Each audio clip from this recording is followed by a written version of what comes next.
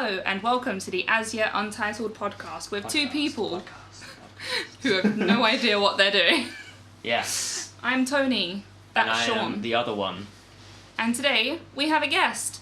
It's Logan. I'm here! You know me. I do this sometimes. Who are you, Logan? I'm a friend of the host of this show. You know, and I do movies. Same process of association as fear. Same thing. Yeah. just there. We go to uni together. Yeah, that's the thing. Alright, so, introductions. Yeah. Yeah. Okay, so this week we're following on from last week's episode. Last week's... Yeah. Last week we spoke about food. Yeah. Right. My brain is in a complete different place. I wasn't even... Completely different place. We're not starting again, Tony. We're hammering through. I was another ginger This person is- last week. This is part of it. No, we're not. Last week we talked about food. Yeah. This week we're talking about something we haven't spoken We're going about. back to movies. Back to movies. What? Yeah, we've done enough podcasts about films, but we thought we'd do another. There's always a chance for more. Yeah. So, I mean, we've spoken loads about movies we love. Mm. This is kind of movies we love. Yeah. But this time it's bad films. We Bad know films they're that we bad. still love. Yeah. We Like- know that they're bad. We Like love them. personal, good Yeah. bad films. Yes, we find them good, but We know they're bad. objectively, the world finds them pretty bad. Did anybody have any, like, honourable mentions they were going to put on their list and just didn't? Yes, and we can go through those toward the end. Okay, interesting. Or sprinkle them in Just if they're yeah. related to something we're chatting about. Okay. Yeah. I didn't have any, I just thought of one that doesn't apply to me, but I thought one of you might have. See, this was quite a difficult list for me because I found it difficult to know like what a bad film is. Like I ended up having to look through like Rotten criticals. Tomatoes and IMDb and stuff and looking at like the worst things to be like, okay, so these are what people consider bad films. But some of them, I was looking through lists, and things like Forrest Gump were on some I of was the lists. so angry. And I That was like, was Forrest all- Gump's a brilliant film, and everyone loves that. Yeah, That Forrest can't Gump be on- was love it. like one of my top 3 films Yeah. in my like best films ever. Forrest Gump was like top 3 at least, and it was like, oh yeah, it's one of the worst films Yeah. ever Who because said that? I don't know. Just there was loads of lists that were Oh. just bad. I think it's weird because it's all so subjective. Like, who's Yeah. this one guy that's like, fuck Forrest Gump? Yeah. Like, talking from the internet. The way I made my list at least was there was a lot of critics or a lot of sites that said it was bad. Okay. And if I watch it, I can be like, you know what? Yeah, I can agree why people find it bad because it is a It bad is. film. And like, if it's badly made, I mean, some of the ones on my list I would consider an amazing film, but loads of Yeah. people think it's terrible. No, totally. I think for mine, I found my list through a completely different avenue. I was like, what arguments have I had with friends that I've lost? Yeah. That's how I determined mine. I can see that a lot of these films I would fight someone over because I'm like, no, fisticuffs or- these full on. Straight down to It's it. like, I will love these films with all my heart, and I will know that they're bad, Yeah. but they will deserve a bit of appreciation. There's a few on my list that I can't understand why anyone dislikes it at all. I mean, there's a lot of them that I'm like, yeah, sure, okay, I get why you don't like it. But a few of them, lots of people hate, but they're just phenomenal films. I don't get it. Okay, Yeah. without further ado, shall we begin?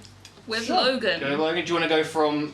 Well, have you got it kind of ranked, or is no, it just... no, okay. I didn't. I didn't have time for that. No, I mean, mine aren't particularly ranked. I But if you can just- try and leave, like, your favouriteest till last, that's Good a good English. way of doing it. Yeah, my English is great. What are you on about? I feel like the list I've got kind of works in escalation, but it wasn't put in escalation. So Great. Alright, let's start us off. I'm anxious that some of you will never have seen, because I'm a film student. I'm anxious that some of you guys will not have seen or have any clue what I'm talking about for some of these.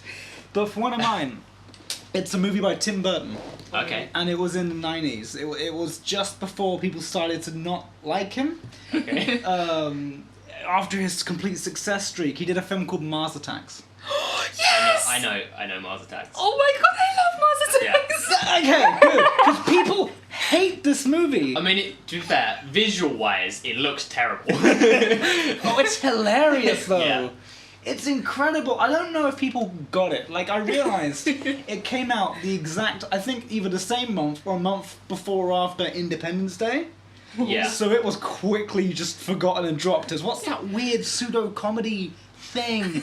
But like, I always saw it as kind of like a throwback to like really cheesy 50s cheap sci-fi movies that are like intentionally bad. Like like I don't think Tim Burton was going, I'm gonna make a bad movie, but he's clearly paying like homage to films that aren't good. Yeah. Intentionally so. But it was also, it was humorous. It was meant to be funny. It wasn't like... Yeah, exactly. No one got it. I feel like a lot of people did see it as, this is a sci-fi film gone wrong. It's just weird. No, it's not. Yeah. and this movie has such a big cast. Like, Jack Nicholson plays 2 roles. For no reason. Yes. Well, why not? If you got Jack Nicholson, you might as well just keep him. He can play all of the roles.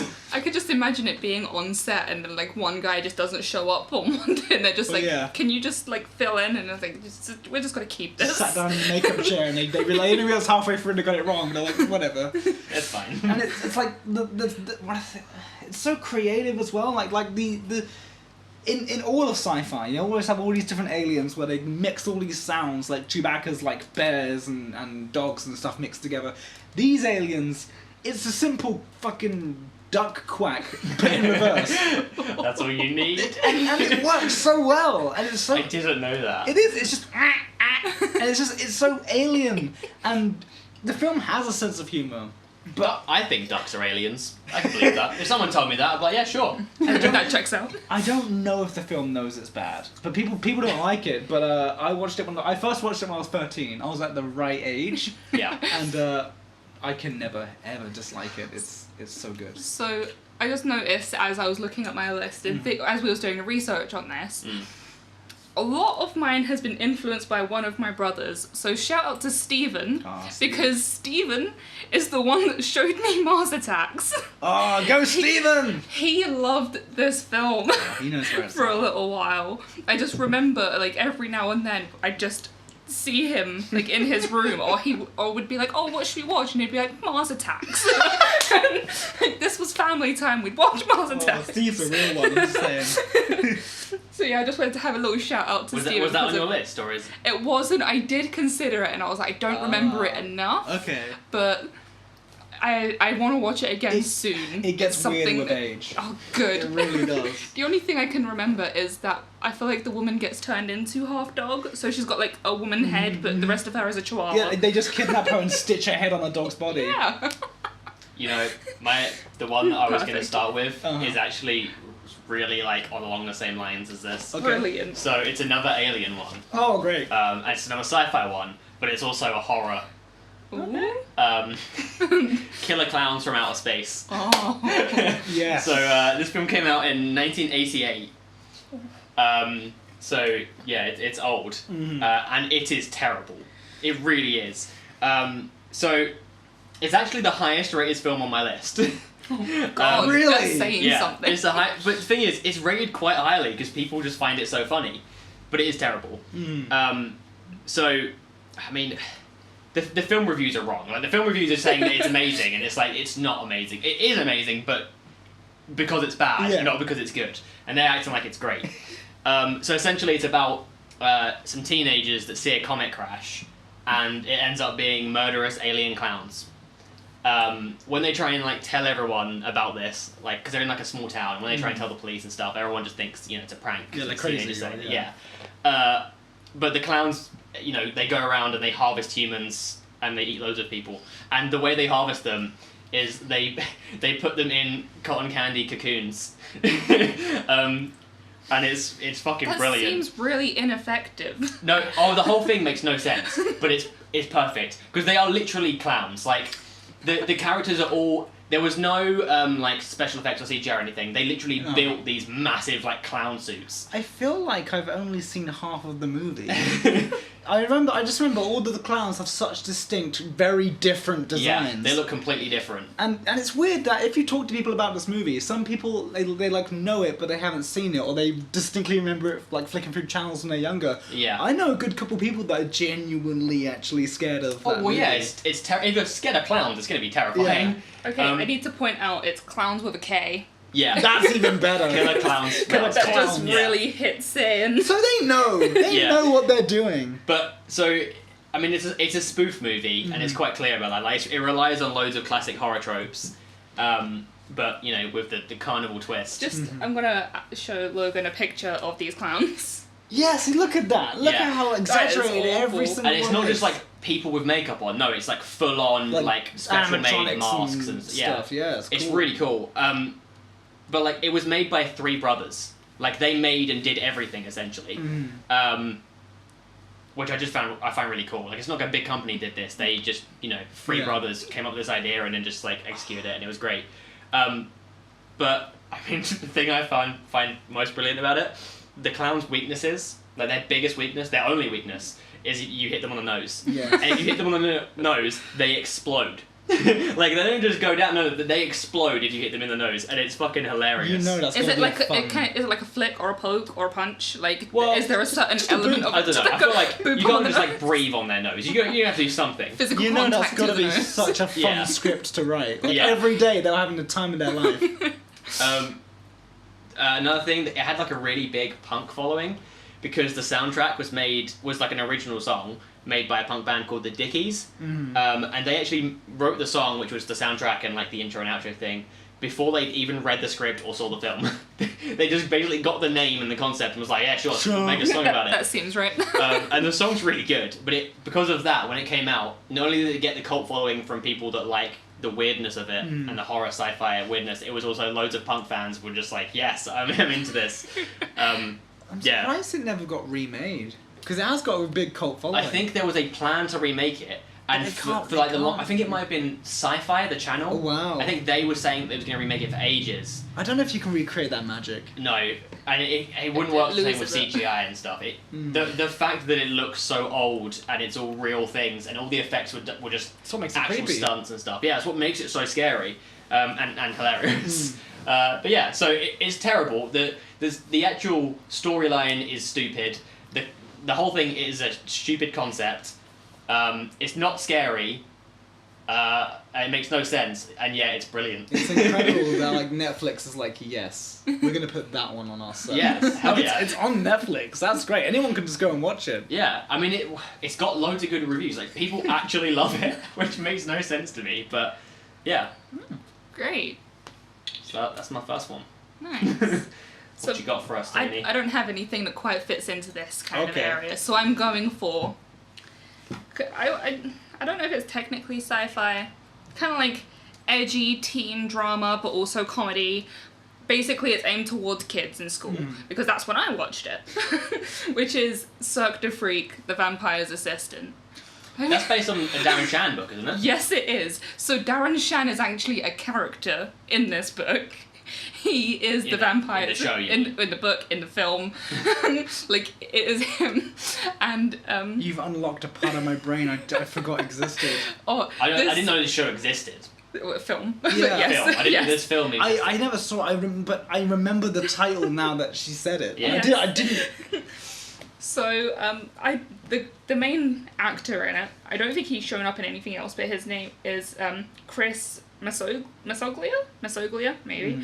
But it also has John C. Reilly, Josh nice. Hutcherson, Salma Hayek, and also, which I completely forgot until I looked at this again, Willem Dafoe, because of course he shows up.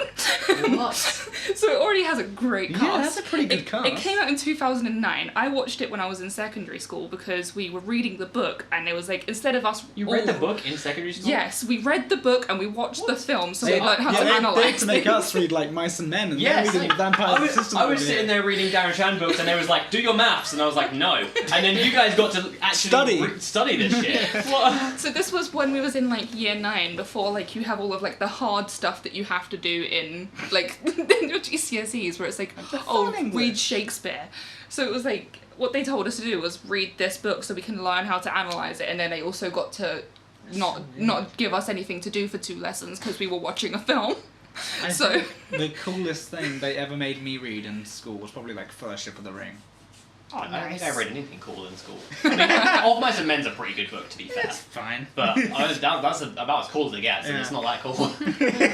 But yeah, so what goes on with this like book is there's this kid, I can't remember exactly how it happens, but he ends up being turned into a vampire, and then because of that he ends up becoming the assistant to another vampire who works in a travelling circus.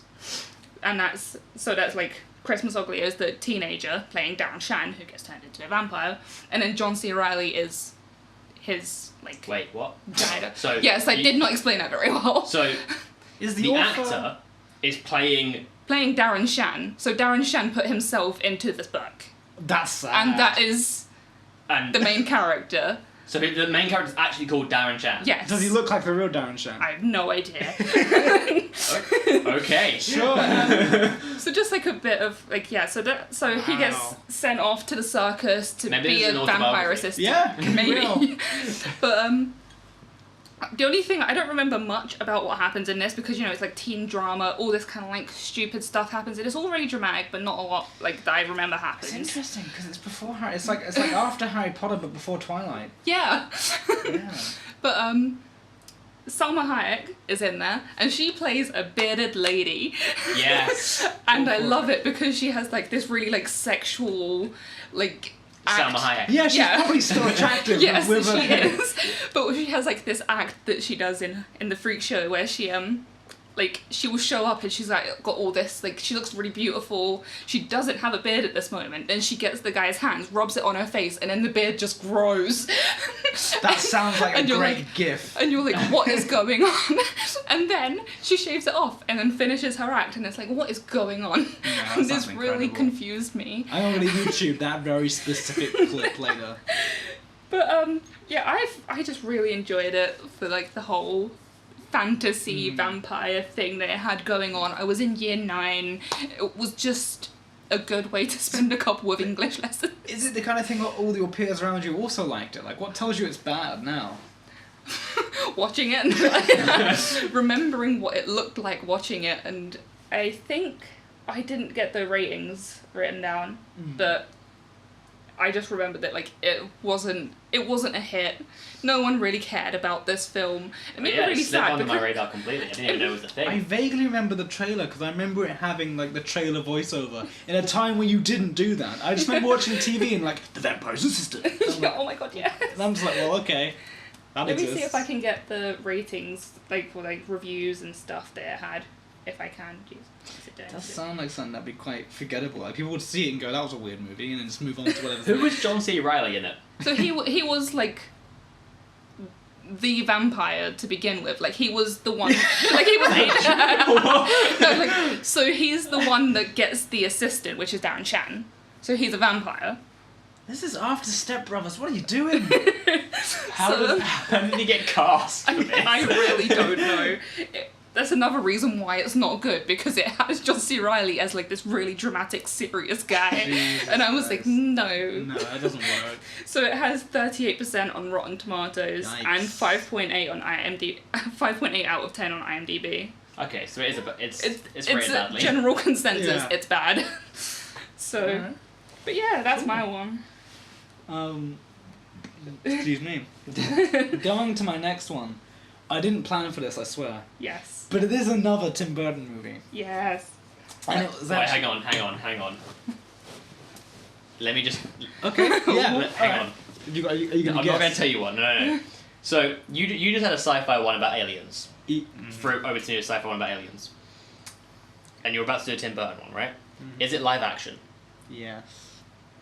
Well, yeah, his, I think- his animated do one. you know the year that it came out in? Yes. Was it 1997? No. Okay. Okay. My next one's also a Tim Burton one. Here we go. What did he do in '97? Okay, sure. I'm up for that. Whatever that is. No, I'm not going to try and remember. Okay. Yes. This film is a remake of Yeah, a very, I very know what classic film this film. Oh, I don't think you do. I'm going to interrupt one more time. I just googled it. I was wrong. This one wasn't by Tim Burton. This was the one that wasn't by Tim Burton. You'll understand a bit more in a second. Carry on. I think I've got it. So, no, you think you know what this is. You have no idea. Oh. It's It's based on a very old classic film. And he took it in his own direction. A reinvention, he was calling it. He wasn't... The word remake, we're not using it. It's a reinvention. Okay. I love it. Tim Burton's Planet of the Apes. Oh, no. Oh my god, no, this was not what I thought. No, it was. this was terrible. Y'all expecting some Johnny Yeah. Depp, huh? You still like that film? Well, here's what's interesting. every time I saw it for like the past 5 years, I was bored shitless. It's so bad. Yeah, I was like, this is terrible. And I watched it by myself about a week and a half ago. And I was like, why is this viewing hitting me unlike all of the others did before? You could watch the original or the newer remake and both are better. Oh, I watched all of them in that week. So I was pretty much watching this going straight off of the first one, from the 60s. What interests me is that it's more of a readaptation of the book. Because the big thing everyone remembers about Planet of the Apes is the spoiler at the end, which I guess for the two of you I'm not going to say. Tim Burton's film goes, fuck that, we ain't doing that. And most of the audience has found that weird and different, and they really didn't get the ending. I don't even get the ending. There's like Abraham Lincoln, sure. Yeah. But I was so transfixed by this film's like production design, this dark, weird way that this planet looks. Yeah. It's all in shadows, everything's pointy. It's Very Tim Burton-esque. Yeah, and you know what?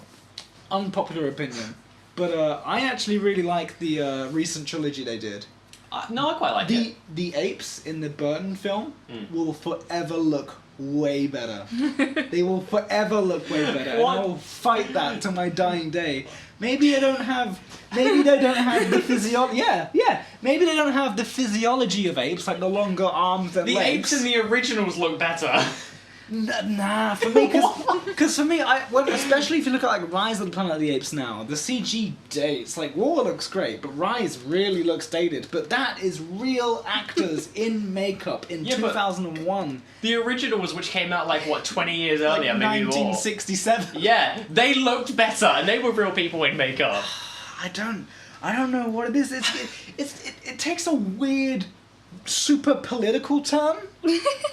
Where, like, the humans are allegories for slaves, and in the original they can't talk, but in the new one they can talk, and they choose not to. He does so much weird stuff in there. I understand that, though.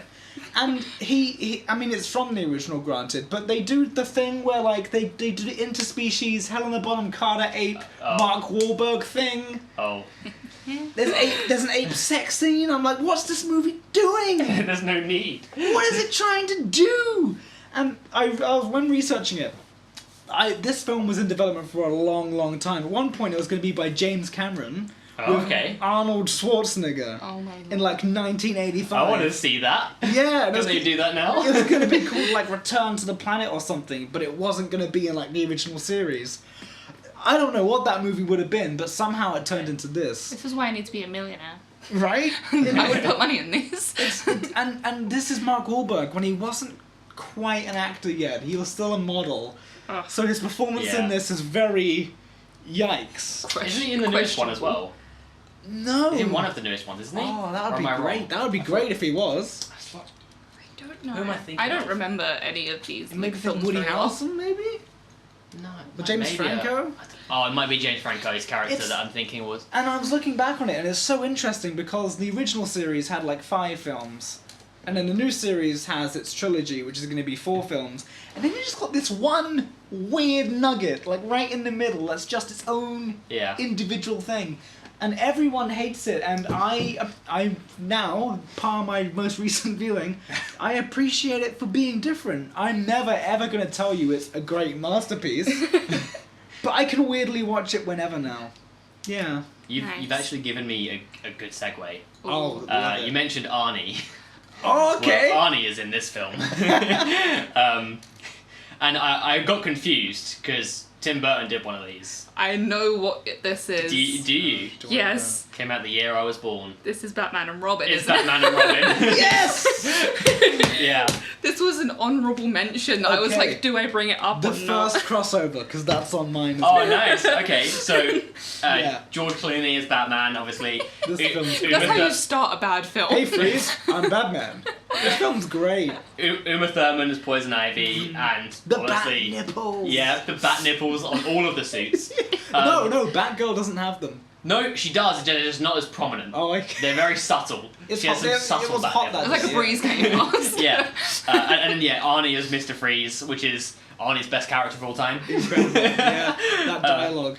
Yeah, the film was I mean, It's hilarious. It's hilariously bad. It's cheesy as all hell.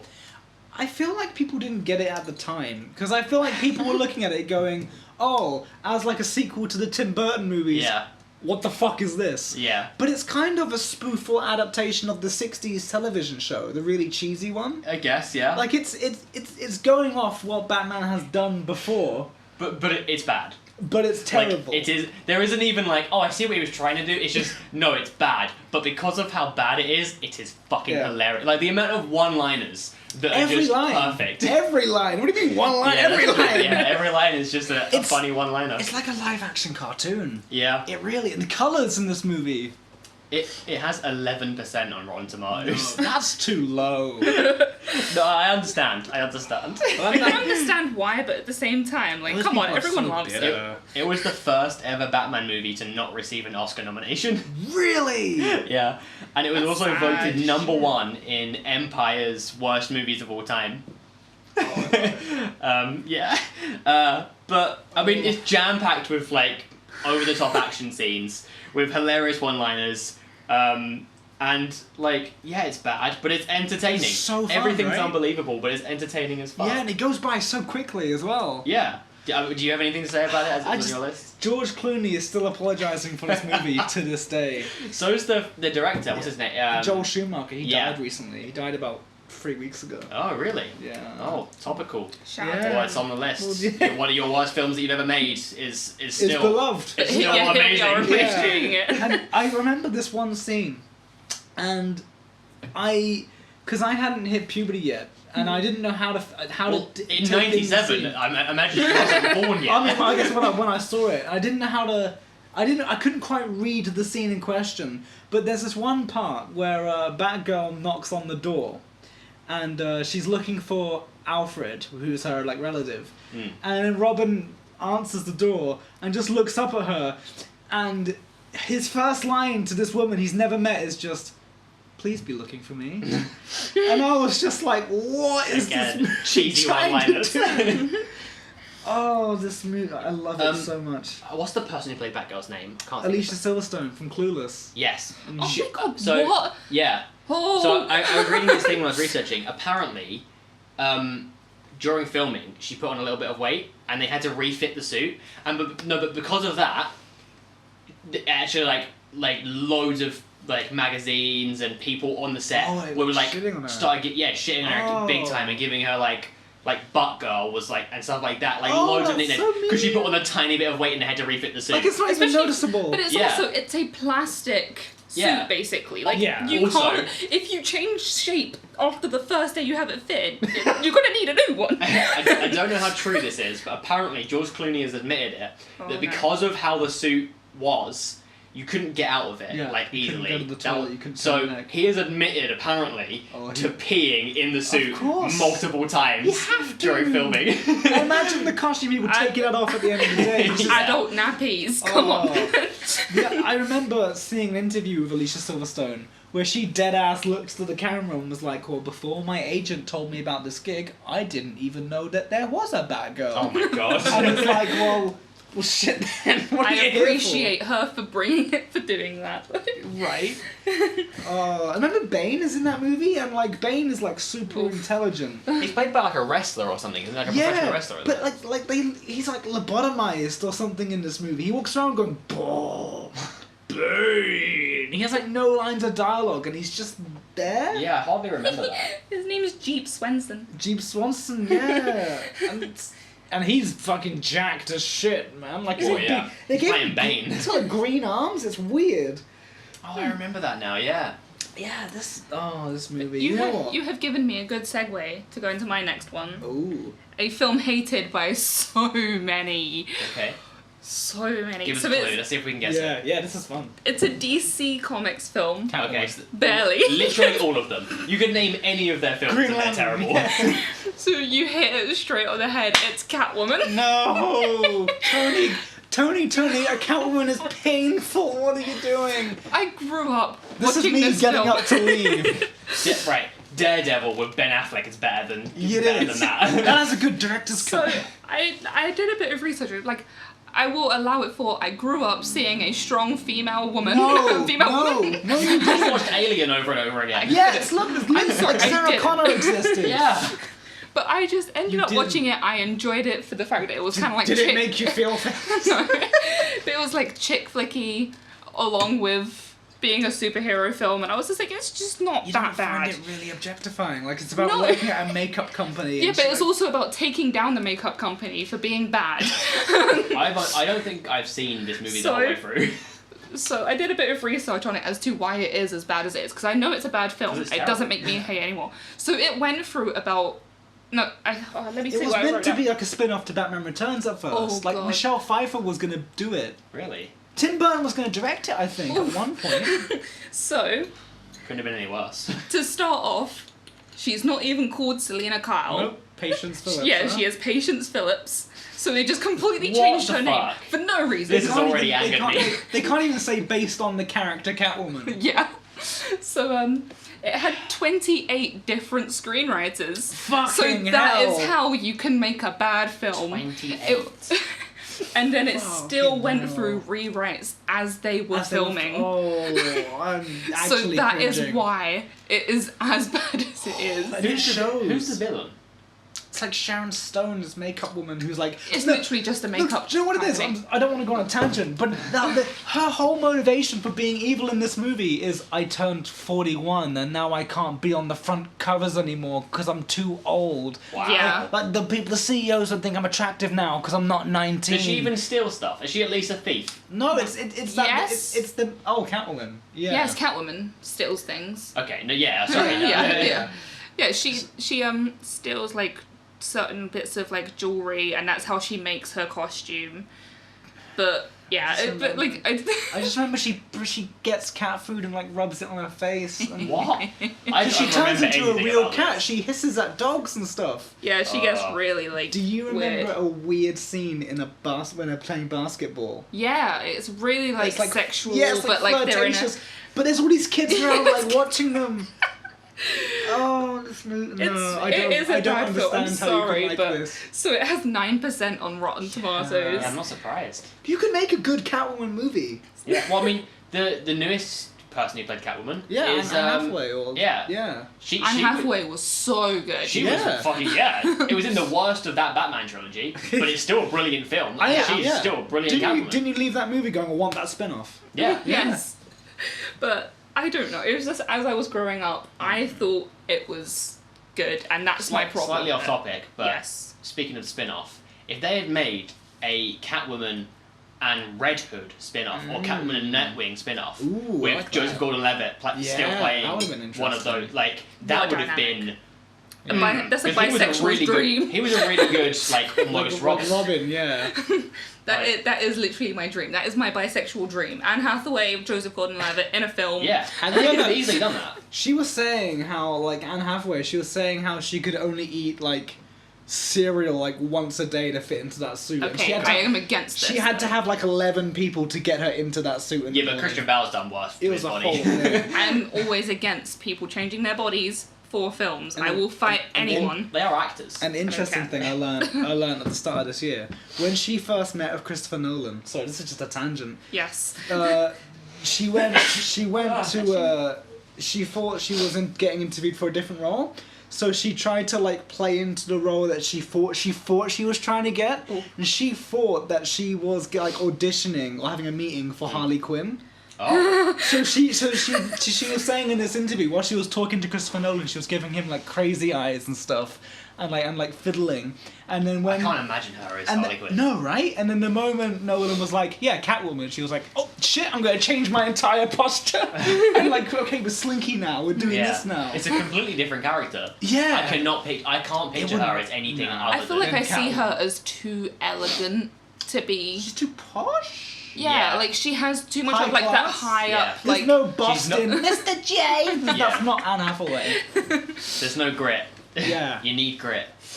Speaking of Harley Quinn, though, I want to have an honourable mention because a lot of people did hate it, but Oh, no, I it's great. didn't, It's and that is fantastic. Harley Quinn. I did Birds of enjoy Prey, it. yeah. The emancipation It's of Harley so Quinn. fun. I enjoyed it too. Ewan McGregor is having the time of his life Yeah. in that movie.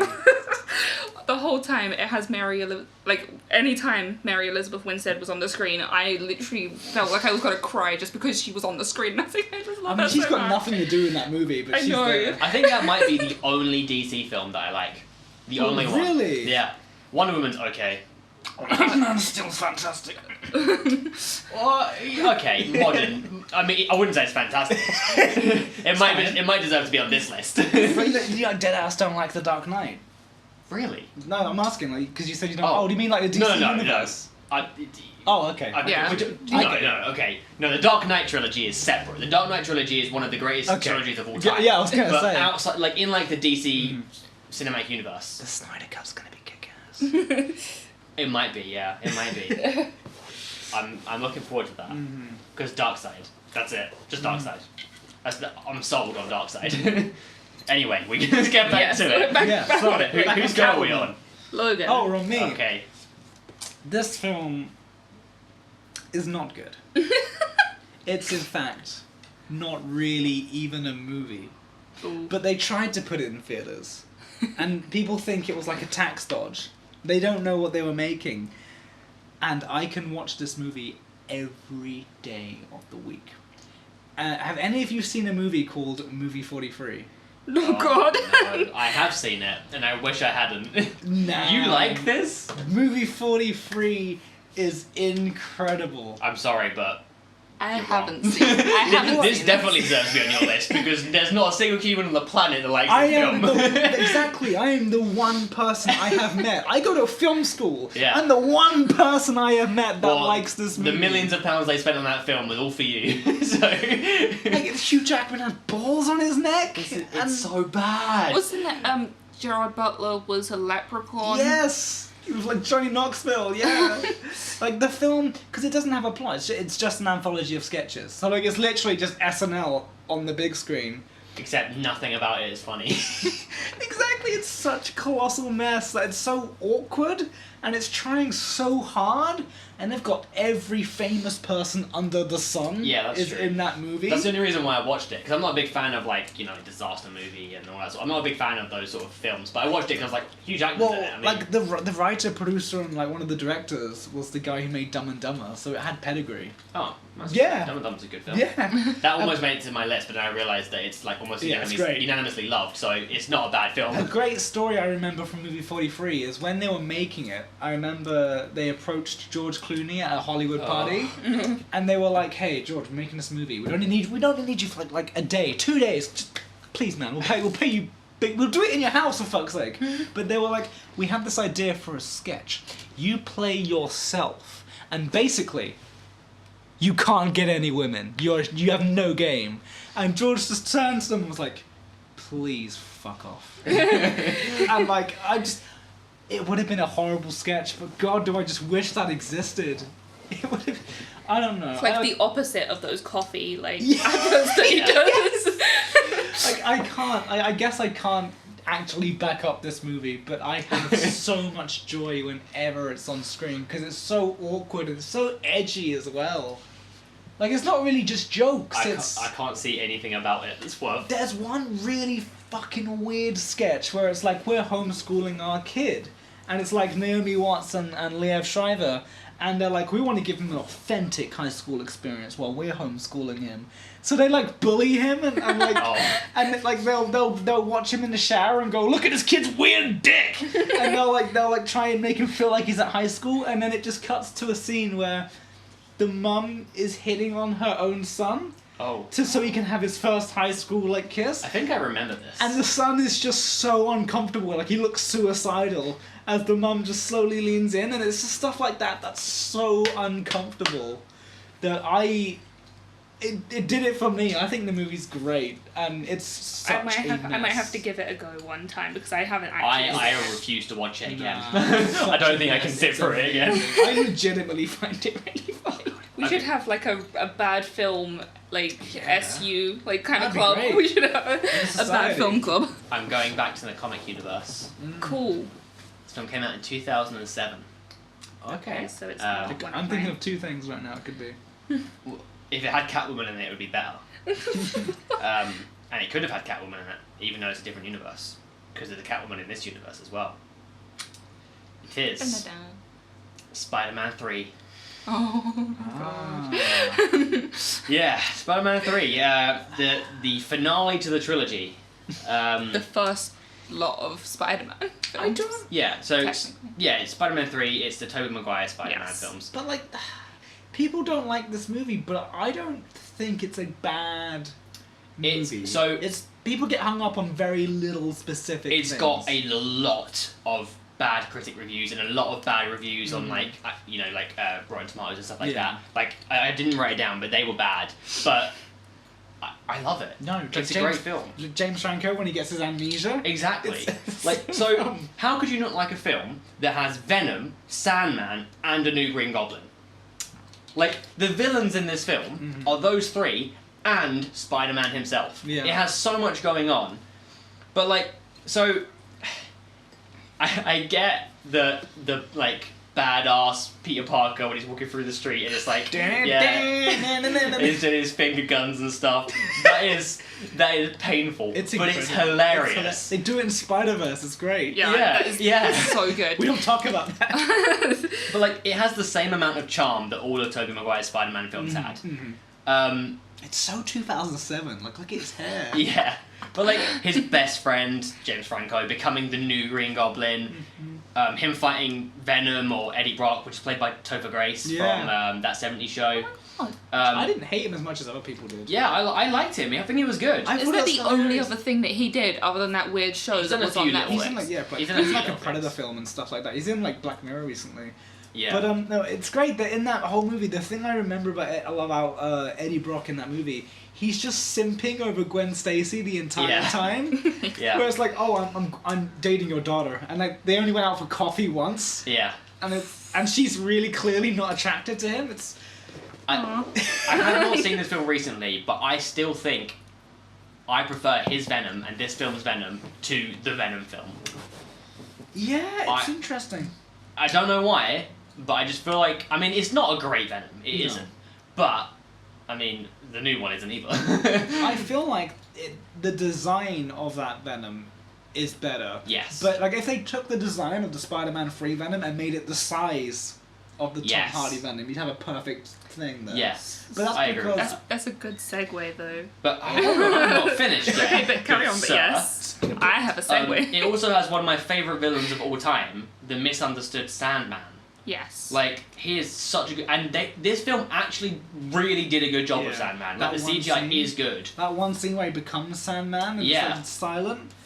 My favourite thing about Sandman in this movie, and I don't know if people pick up on it or not, the last scene in the movie, or like his last scene in the movie, it's basically Peter like on a rooftop being like, I forgive you for killing Uncle Ben. Now, you gotta remember, it's the last film in the trilogy. And this is like the same scene where the Goblin dies. But if you remember, he like wisps away in like sand. Yeah. So he's still got his powers, but he still hasn't got custody of his daughter. Yeah. So the fact that Peter forgives him for killing Uncle Ben, that doesn't fix his problem. Yeah, he's still fucked. He's gonna go rob another bank like next week. That is true. Also, I didn't know this, but when I was researching, the noise for Venom was Tasmanian Devil. Really? They used a Tasmanian Devil as the noise for Venom. And just like you know stuff. When they're hitting the bells in and like I don't think I've seen this, but yes. That is a Tasmanian Devil noise. I mean, obviously they probably manipulated it. Oh, sorry, I'm a fucking idiot. You mean the real animal? Yeah, not the. Yeah. They just not the cartoon, the actual animal. They just took Looney Tunes like pitch shifted it. Okay. No, they got the actual animal and used it. Jesus, that was a weird face. I can see. And Thomas Hayden Church, who is Sandman, He looks exactly. He broke 3 of his knuckles during filming. So when he punches the brick wall, there was meant to be like bricks in it that were like foam, and they broke, but they didn't replace it, and he did it and like just did the whole scene, and he broke 3 of his knuckles by punching an actual brick wall. Commitment, man. Breaking knuckles. That just seems like such an inconvenience and pain. But I mean, like I had this film on DVD and I watched it loads as a kid. It's fucking good. You'll get your rent when you fix this goddamn door. Yeah. Man, great film. Alright, Tony, what's your segue? What's your segue? My segue is the fact that I actually did put Venom on my list. Oh, I think that's completely understandable. I think it's so fun. I mean, it is a bad film, and it's watchable, yeah, I get it. I thought it was fun. I feel like loads of people really just ripped it to shreds, and I was like, well, I've seen worse films. Yeah. Like, it Catwoman, is... yeah. It's better than every DC film still, other than Yeah, I was the about to Dark say Knight that, trilogy. like... Yes, it might be one of the worst Marvel films that are out there, but it's still better than everything, bar the emancipation of Harley Marvel, Quinn. it's Sony, isn't it? It's still Yeah, Sony, but it's still, That's like, the thing. yeah. With the Morbius coming out, like, they're trying to make the Sony films put into the MCU. Yeah. It's so awkward. Like, if you watch Venom, the people making Venom think that's, like, in the Avengers universe. Yeah, Ugh. and it's very much not. Really awkward. It's a shame though, because like Woody Harrelson as Carnage is a fucking brilliant. I'm Donkey. looking... That's what I'm looking forward though. to. Like, That wig, that post-credit scene.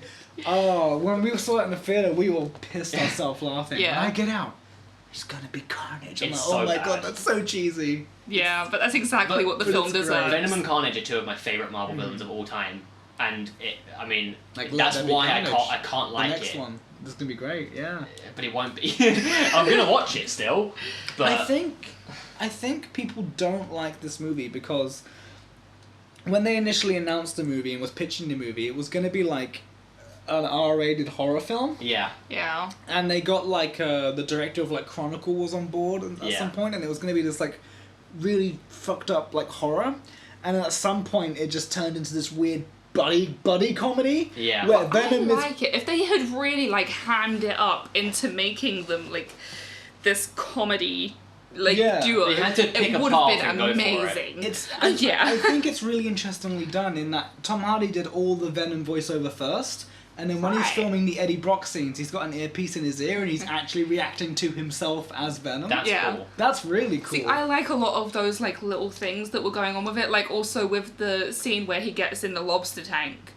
When he have you heard about what Wasn't it happened on this? improvised? Yeah, so they got to the set. And they was looking around. And they was like obviously like letting him just do his thing, and he went. I'm gonna get Yeah, in and that. he was like, "Can I get in a lobster tank?" And they was like, I guess. Yeah, we won't So he use just that. climbed Yeah. in. We won't use that in the movie. Don't worry about it. Tom Hardy is ride or die. I love Tom Hardy so much. He's been in so many good films, and he does a good job in the film. It's just there was a lot of. even if it's a bad movie. That's why Yeah, I was like hopeful for it, because he is a very, very good actor, and I feel like he could have made a very good Venom. I mean, to be fair, But we didn't. I probably enjoyed it because I watched it when we was on our way to New Zealand. Yeah. Oh. Like, So I was like, did you watch it on a plane or something? Yeah, I watched it on a wow. plane. And Yeah, it was like- sure, I get that. not much sleep.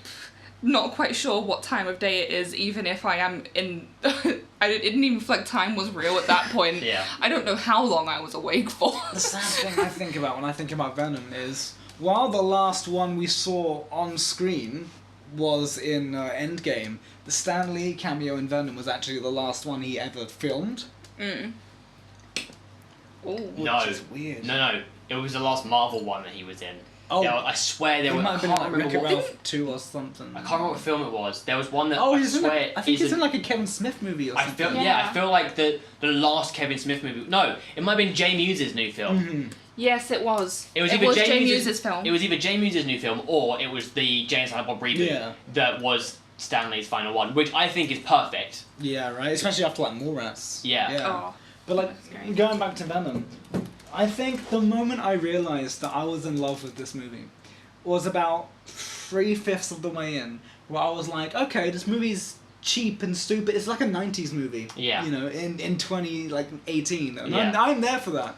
But It should have been Mel Gibson as as Venom. But I was like, I know the film's not taking itself seriously, but how do I feel? And then Venom said the line, "On my planet, I'm kind of a loser." Yeah. And I was like, oh, I'm here for this. That's We love an underdog. amazing. Uh, And yeah, Venom turns into a dog? At Oh, one yeah. point, Yes! and it's- Oh, it's such a weird film.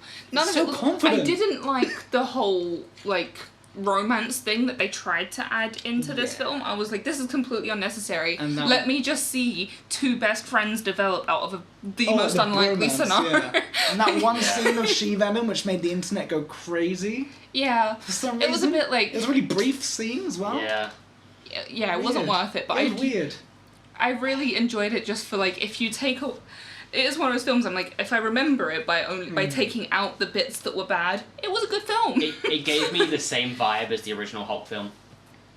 Really? Like the same kind of like... The 2003 like weird comic booky and Lee one with Eric Bana. Yeah. Really? It gave me That's the same interesting. vibe. I don't know. I don't know why, because they are still very different. But it gave me the same kind of like. See, I don't know. it gives me like if you imagine the mid 2000s Chris Evans Fantastic Four. Oh. Imagine that movie going through its emo edgy phase. Yeah, I get that. That's what I see as Venom. So just because we have to speed this up a little bit. do Oh yeah, we are. I would like to Running also behind. point out, just to bring it up, Fantastic Four, Chris Evans. Oh, it's great. Nah. Is that on your list? That is on my list. I think the Silver Surfer one isn't good, but that first one is great. The first one No, was good. I liked both of them. Really? Even though Silver Surfer is bad. It is bad, but I still like it. I first should have put that on my list. The Actually, first one's like a weird sitcom. It's like got no action Yeah. in it. Like, it's just like a weird comedy for half the movie. yeah, they are bad. They came out around the same time as the Dark Knight trilogy. That's why they fucked. Because like they're like, oh, it's great. It's really family friendly comedic thing, Yeah. and then like Christopher Nolan was just tone like deafness. Batman. And it's like, oh Yeah. yeah, no wonder why. Although they're still better than the newest Fantastic Four film. Yeah, I didn't Yeah. even see that one. Same, I've only seen looked bits bad. of it because I just don't want to. Yeah. So the next one on my list, some people remember this. It's an animated film by Sony, and it stars Okay. Shia LaBeouf, and it's called Surf's Up. Surf's Up's a brilliant film. It's great. It's This is fantastic. considered a bad film. People don't like this movie, and I don't know why. I've got it on DVD, like right here. I It's don't remember it very well, but It's a great I film. rewatched it recently, and it's a documentary. Yeah. And- It's a stereotypical like surfer documentary film, but turned into a And fictional animated It's penguin so film. unique and interesting, and everyone's great in that. Like I just remember John Herder, like as the chicken. Yeah. Who's like, I can feel it in my nuggets. Yeah, he's fucking awesome. I'm just like, what is this movie? And that movie had balls too. Like I remember when I was like, probably like when it came out, I was like 8 or 9, and I saw it. And the girl penguin, and this was big. This was a big deal at the time. When one of the kids are like drowning themselves, she runs over and is like, "Oh crap!" And I'm like, "Was that just in a PG animated film?" I swear. It was a proper emotional film as well. Like it was It had like serious. a good story to it, because wasn't it about like, I kind of, was it like he couldn't surf He or was trying to something? become a surfer. Yeah, and he couldn't, loved this but- surfer Big Z who Yeah. just disappeared. And he discovers him. And then he finds him on the island. Am Whereas I getting this confused with another film You're where they getting dance? confused with Happy Feet. Yes. Okay, yes I am. They're very different films, Yeah. but at the same time very similar. Both- I feel like they came out. Penguins. Yeah. I feel like they came out at the same time, and that's Surf's why I Up also was got after. confused. Surf's Up kind of stole from Happy Feet in a way, but it was still a very different style of film. such a weird idea of a movie though. Shout out to Like, Happy yeah. Feet. like going, hey, penguins, but they surf. Yeah. Like, how do you come up with But that? penguins do kind of surf in a way. I guess. They're amazing At a push. swimmers.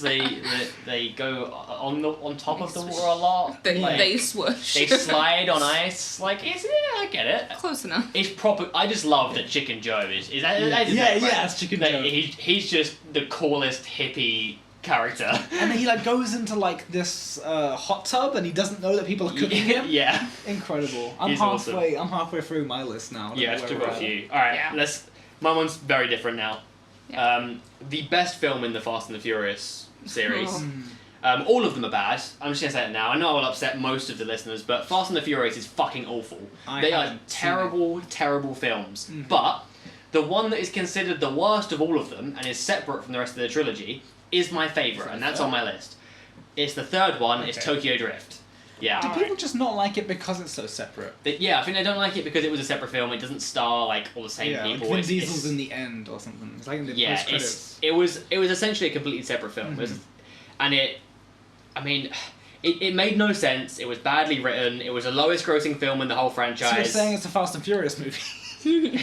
Yeah, but but this one is better than any of the others. I will Really? watch this again. I won't watch any of the others. Fuck the others. The others suck. They genuinely suck. See, I'm I not a haven't fan. seen any of them, but people really like the fifth one, and people really like the Yeah. seventh one. Is the fifth one when it's after Paul Walker's death, or is That's that the one with it. The seventh one is the one where he died mid-filming. Yeah, the seventh one is terrible. People just like it because it's like, oh, it's a homage to Paul Walker. It's like, okay, yeah, Paul Walker died, it's sad, but the film's terrible. It's a bad film. The one's the one where they're like chasing down the street with like a safe attached to the back of the...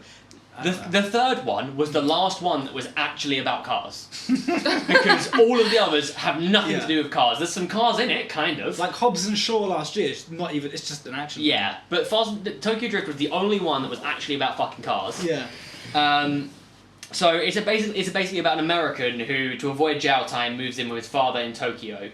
So he is used to driving like a Mustang or big American muscle cars, and he's like the bad boy character. Yeah. But he goes to Tokyo and he's kind of got to start his life again. He basically ends up getting taught to do drifting, and he gets in the underground drifting scene in Tokyo, which is obviously a big thing. It's a good film. It's a good driving film. It's terrible, obviously, because this is a Fast and Furious film. But as far as the driving goes and the over-the-top cars and how they look, it's really good. And it's still, the focus is on driving, not on action, like all the others. I haven't seen these movies at all, but the one interesting thing I can say about, I guess, this third one is the Han character. Yeah. He was originally supposed to be a really heavy smoker. Yeah. And they were like, no, you can't have smoking in this film. It's for families, it's for kids. And that's why he's always constantly eating. Because it was just a substitute for smoking. And I'm like, that's just a weird character thing. In every scene, he's just eating food. Yeah. It's... Me too. Just quickly, before I finish up with this one, most of the drifting was actually performed by pro rally drivers. That's cool. So it's not CGI'd, it's actually done, unlike most of the new ones. Then, yeah, take that, Fast 8. Over 100 cars are wrecked while filming. That's a good job. And Channing Tatum originally auditioned to get the lead role, but then didn't get it. Aww. And his other guy, who I can't even remember his name, who's like not even a big actor, he got the role instead. But yeah, it's cool. It just looks cool and it's fun. I've never seen these movies. I never intend to. I don't blame you. If you're gonna watch any of them, watch this one. Don't worry about the series. So I have a sequel, it is technically a series of films, even though every single one of them technically is a standalone film. Okay. And the third one is the best one, yet again. And that's I don't know where this is going either. No, I have no idea. What? That's Final Destination. Oh. Because not a single one of them actually follows on from a story until you get to the last one where the end of it... The second one has one character that lasts. No, two, because it has... The girl from the first one. I feel like her name is Clear River. Yeah. Something like that. The girlfriend from the first film. Yeah. I have to insert my unpopular opinion here. Yes. I fucking hate the whole franchise. Really? I really hate them. I hate the films. I hate the premise. I hate everything about them. I think it's just stupid. Yeah, I just don't like it. But yeah, carry on. When I was younger, I don't know how old I was. I think I must have been like 15, 16. I out of nowhere just became obsessed. Like I was like, I need every single Final Destination film. But when the fifth one was coming out or something, surely. What are they I now? know, like they finished it at number 5. So they had... I thought there was more. That was like 10 years ago. Yeah. So they had 1, 2... Good for them. They had 1 and 2, which basically are like the two films. Like they are a sequel with Claire. I think that is her name. Her name is Claire. And there's Not also... Claire. No, Claire. Yeah. Okay. Like, yeah. She's the only character that goes through to the second one. Who is she played by? Oh god, I don't remember because I didn't write down anything. It's like because Ali something. Is this the film series that Courtney Cox is in, or is that? Or No, you think of Scream. Oh yeah, And Scream. Oh. Scratch that. Forget what I'm talking about. Scream's fucking great. I'm not a big fan of that either. Really? I guess you've got to be like a film. So I'm not a horror fan. Oh, okay. So general, her name is Claire Rivers, and this That's is such a cool name. Such a hippie. That's a hippie name. Yeah, right there. but she's not a hippie. But she's played by parents were, though. Ali Larter. Yes. Ali Larter. And her parents weren't. She is basically an orphan in the films. Not relevant though. So by the time it gets to the second, in real life. yeah, oh yeah. To name a child Clear Rivers, you're gonna be a hippie. But so in the first one, they all die except for her. She goes in, she chooses to go into a mental institute in a padded room so that she cannot die. But then she's basically not living. And then these people come to her and they're like, okay, we think what happened to you is happening to us. How do we break the cycle? And she's like, you don't. And that's why she that's why she dies in the second one, because she came out of the room. She then ended up getting back into the cycle of, she was meant to die. So she dies. That's interesting to me. And then you get to the third one. The third one is a completely different film. It's just a theme park movie, isn't it? So it kind of is. So like, obviously they all have like the beginning. Is it the one that has Love Roller Coaster in it? Yes, it is, and I love it.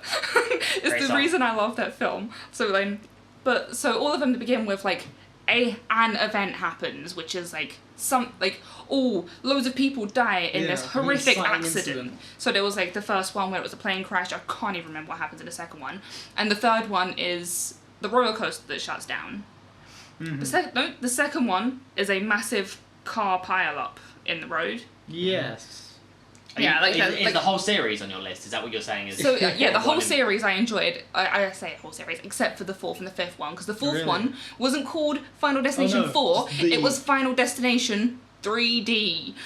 Yeah. So it came with the 3D glasses, and everything was shot in a way so it jumps out at you, and you're like, this looks awful. But that's so distracting now.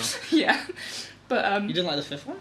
no, the fifth one was just like and then it comes round full circle, and then it's like actually happened before the first one, so it's technically a that's weird. prequel. Okay. I've only seen the first. The third one is the best one because if it has the roller coaster, but they don't think, oh, I can see what's going to happen. They like not really premonitions, and they have the photographs that they took beforehand, which kind of hint at how everyone's going to die. So they try and look at the photos and be like, this is how they're going to die, blah blah blah. But also because I absolutely love her, it has Mary Elizabeth Winstead in it. She was young then as well. She was such a baby, and I absolutely love her in everything that she's in. I enjoyed 10 Cloverfield Lane, so that's a shout out. I don't care. quite I enjoyed enjoyed it. It was better than the original, I think. Yeah, people would like that movie. So Because that was the one with John Goodman, right? Yeah. John Goodman was a really good Yeah. character in there. Like, hey, but it's good. So- Way better than the original. yeah, the reason I put these on my list though is I feel like a lot of people will say they are bad films. I will admit they are bad films, but I enjoy them anyway. Specifically the third one because it has an actual element of kind of storytelling with it, and it has like those emo guys and the guy who dies and he ends up with his middle finger up when he's dying. It's hilarious. I get what you mean though, because the series is kind of so focused on the lore. Like the gimmick of it is just, hey, this is how this world works. It's not Yeah, really- it's like if you cheat death because Like they that's- all got off of the roller coaster Yeah. because one of them started freaking Like, out, that's the plot. then yeah, Yeah. all those people that were meant to die will die. It's just they happen to die in horrific ways. It's literally just funny ways to die 101. Like, it's Yeah. Did it make you double think going to a theme park afterwards? No. No? I Okay, am it afraid. didn't do its job. I always am very wary when I go to a place, but that's also because I'm like growing up. I went to Anxious, our yeah. local theme park and I saw that the loop on one of the rides wobbled, and I was like, and then I promptly got on the ride. I'm going to interject here. Yes. We are at like an hour already, and we all have like half our list left, I feel like. That's so fine. we're going to have to speed this do we up have to big have, time. Do we have to have like a fixed time limit? Okay. Not Well, specifically, not just, fixed, like, but I feel like we're going to get into some long territory. I was happy Yes. to be here for 3 hours. I don't think the audience will. That's fair. People don't like if us you that want to much. stay. Alright. And I'm going to be super unprofessional when I grab a drink, so... Sure. Okay, I'll be Chris, right back, you go guys. for- You go for your carry on. one. I don't mind. So my next one, oh no, now I feel like I'm gonna rush everything. No, Okay. it's fine. You can take your time. My next one is another animated film. Yes. And everyone I talk to doesn't like this movie. And you know what? It's the same thing as Mars Attacks. They don't get it. I'm gonna say they don't get it. I love it, and it is Monsters vs. Aliens. Oh my god, yes! It's an okay film, I don't mind that. People don't like this movie. It came out at the wrong time. It did. It came out like right before Kung Fu Panda, so it was like completely forgotten Kung Fu about. Band is way better. than That's what I yeah. think it is. And I thought it was such a cool, interesting, visually unique idea. Like they all looked interesting. It was funny. It was, again, making a film for kids. But the whole gimmick of it is, hey, we're gonna parody the stupid shit your grandparents watched. I think that's really cool, personally. I just had to double check that I was thinking about the right thing. I really I have enjoy returned. the woman who ends up just turning massive. I love Yes, that. that's What's her name? Reese Witherspoon. It's her name in the film is also Oh, Reese Witherspoon. yeah. I don't know her character's name. I don't even remember. I remember neither. Seth Rogen as the Blob. That was Seth Yeah. Rogen? Yeah, Of course it and Will Arnett as like the gill fish guy. Yeah. Susan Murphy, Susan. Or also known as Susan. Of Ginormica. course, because I remember her being like, "I'm Susan." Yeah, and I don't know if the aliens did anything for me, but just the dynamic between all these weird characters. Did you get down any of the cast? Because this is getting better and better as I'm looking at it. I know Seth Rogen and Will Arnett are in it. So, Reese Witherspoon, Seth Rogen, Hugh Laurie. He's the cockroach. He's the cockroach. Oh, That's great. Will Arnett. Stephen Colbert? What? Yeah, okay. I remember because he plays the keyboard. Paul Rudd. Yes. Wait, who is Paul Rudd? He's probably the husband or the groom? His name's Derek. Yeah. So the one she was gonna marry, but now can't marry her now. She's big. It's weird. Oh, okay. He's a hater. So yeah, it's just got God damn like it, Paul a Rudd. very interesting cast, and I kind of like Maybe that. that's why it flopped, because it had such a big cast and then didn't live up to it. I always wanted the sequel. I don't know why. I found it. I found it infinitely. You don't have to rewatchable. whisper, Tony. Yeah. Tell everyone how Everyone small your does bladder is and that you need to go pee now. We all pee. It's okay. We've been Everybody here for an hour, and I pees. expect to be here for This is the another most hour. interrupted podcast we've ever done. I've That's grabbed right. a drink, you're peeing. I'm the only one that hasn't got up. Yeah, Logan's the only one who's professional here. Okay, Okay, so what's yours? my next one is... You know what, I think I'm going to skip this one because I know Oh, that Tony really? wants... You I'm can going to up- skip this one because Tony's going to want to hear this one. Okay. Because we were speaking about it the other day, so I'll skip to my next one. Sucker Punch. Okay. So it came out in 2011. Zack Snyder. Yeah, Zack Snyder. This was his follow-up to Watchmen. So that's why it flopped so hard. Yeah. So I get why people think it's bad, because, I mean, it is bad. I mean, you look at the poster and you just go, "What is this weird kink Yeah. movie?" Exactly. It's... Like, so, it looks like a live-action anime. yeah. I mean, what it was essentially, Zack Snyder was coming at it from, like, what would he want out of an action film as a 13-year-old boy? And... yes, it was misogynistic. It was This is just being Michael Bay. sexist. It was over the top. It made no sense whatsoever, but I still love it. Like, so, for those of you that don't know, it's about a girl hatching an escape plan from an asylum with the other inmates. But reality and her fantasy kind of mixed together, so we're seeing it As this big. as like this massive, Epic. basically comic book action thing, and there's like this giant samurai in one point. Like all of the action scenes. Does it just cut back to like an empty asylum hallway of dead bodies and stuff? Because I haven't seen it. I haven't seen it for a while, but Okay. I don't think there's not really a lot of action in the real world. It seems like most of it's in her head. Okay. But they like a lot of like the escape is Yeah. actually happening. I'm not gonna spoil it too much, but like it's misogynistic, it's confusing, Yeah. and obviously it That's did what he was not. going for. It didn't follow up to Watchmen. Like Watchmen's is Yeah, a brilliant Watchmen's- film. oh, So he Watchmen's are hard. did flop, and it felt short, but the film was funny, even though it wasn't meant to be. The action scenes were so over the top that it made it good. Because Zack Snyder's over the top without trying to be. Yeah, but it was like... It was like an over-the-top comic book. It was almost like Scott Pilgrim level comic book. Like, Oh, okay. except it was a bunch of Edgy. incredibly hot girls in skimpy outfits doing these over-the-top action scenes that Zack. make no sense. Do you know what's upsetting? The main chick in that movie, the main girl, Yeah. is the little girl from the series of unfortunate events. Oh wow, I did not know Yeah. that. And I only remember her from that movie, and she's like 14 in that movie, and then she's doing this, and I'm like, oh, that's uncomfortable. What film is this? I'm back now. Sucker Punch. Oh, okay. So, I mean, the way I would describe it, like, in one sentence, the way that this film is it's completely emotionless, but loads of video game style violence and almost nudity. I mean, did it make a lot of Sold. money? I don't it think sounds it did. like something you'd exploit with No, teenagers. it had bad reviews and it flopped big time because it was Oh, you know because it what was it is? trying to be an emotional, deep, heartfelt thing about mental health, but ended up just being a nonsensical, patchy storyline with loads of really cool action scenes. I'm going to pretentiously flex the fact that I take producing classes at my uni and go, Nice. what I think it might be is that, like you said, it's so exploitive with like the sex and with the violence that it's what every 13-year-old wants. If he's flicking through Netflix, oh, this is my favourite movie. Yeah. The film was a 15. Huh. So everyone who would be forward and love that movie couldn't Yeah. buy a ticket. Well, I definitely watched it when I was So- 13. I feel like. So the budget was $82 million, and it actually made $90 million. Well, it's that's very awesome. difficult for a film to not Yeah. make the money Yeah. that it was made, though. That's a loss. Okay. But yeah, it was a bad film, but I still enjoyed it. It was one of those things that Like, Is you it have long? to turn your... It's not that long. Okay. I think it's only like an hour and a half. I could be wrong there. Man, the poster for this looks very like sexist. Weird. Oh, no, it is. Is that why people didn't? Is that why the critics were like, "What is this Yeah. weird thing?" It was Yeah. it was because, much like every DC film, it had no emotion at all whatsoever. Like, you just didn't give a shit the whole way through it. But, I mean, the way I saw it, I kind of just watched it as if it was like a video game cutscene. You know? It's just like, this is just cool action, it's just action for action's sake, it's hot girls for hot girls' sake. Yeah. Just watch it and just have fun. Yeah, have fun. It's not good. But just, you know, take it as it is. You should go into your other one you were gonna do. Yes, I'll go straight into it. So the other one I was going to skip, this is the one we were talking about yesterday or the other day. Right. Mannequin. Okay. Oh, I don't know what this is. So, this is Lord, a wonderful... this is a classic. I've got this on DVD, I will lend it to you. Okay, sure. So it came out in 1987. It's a rom-com.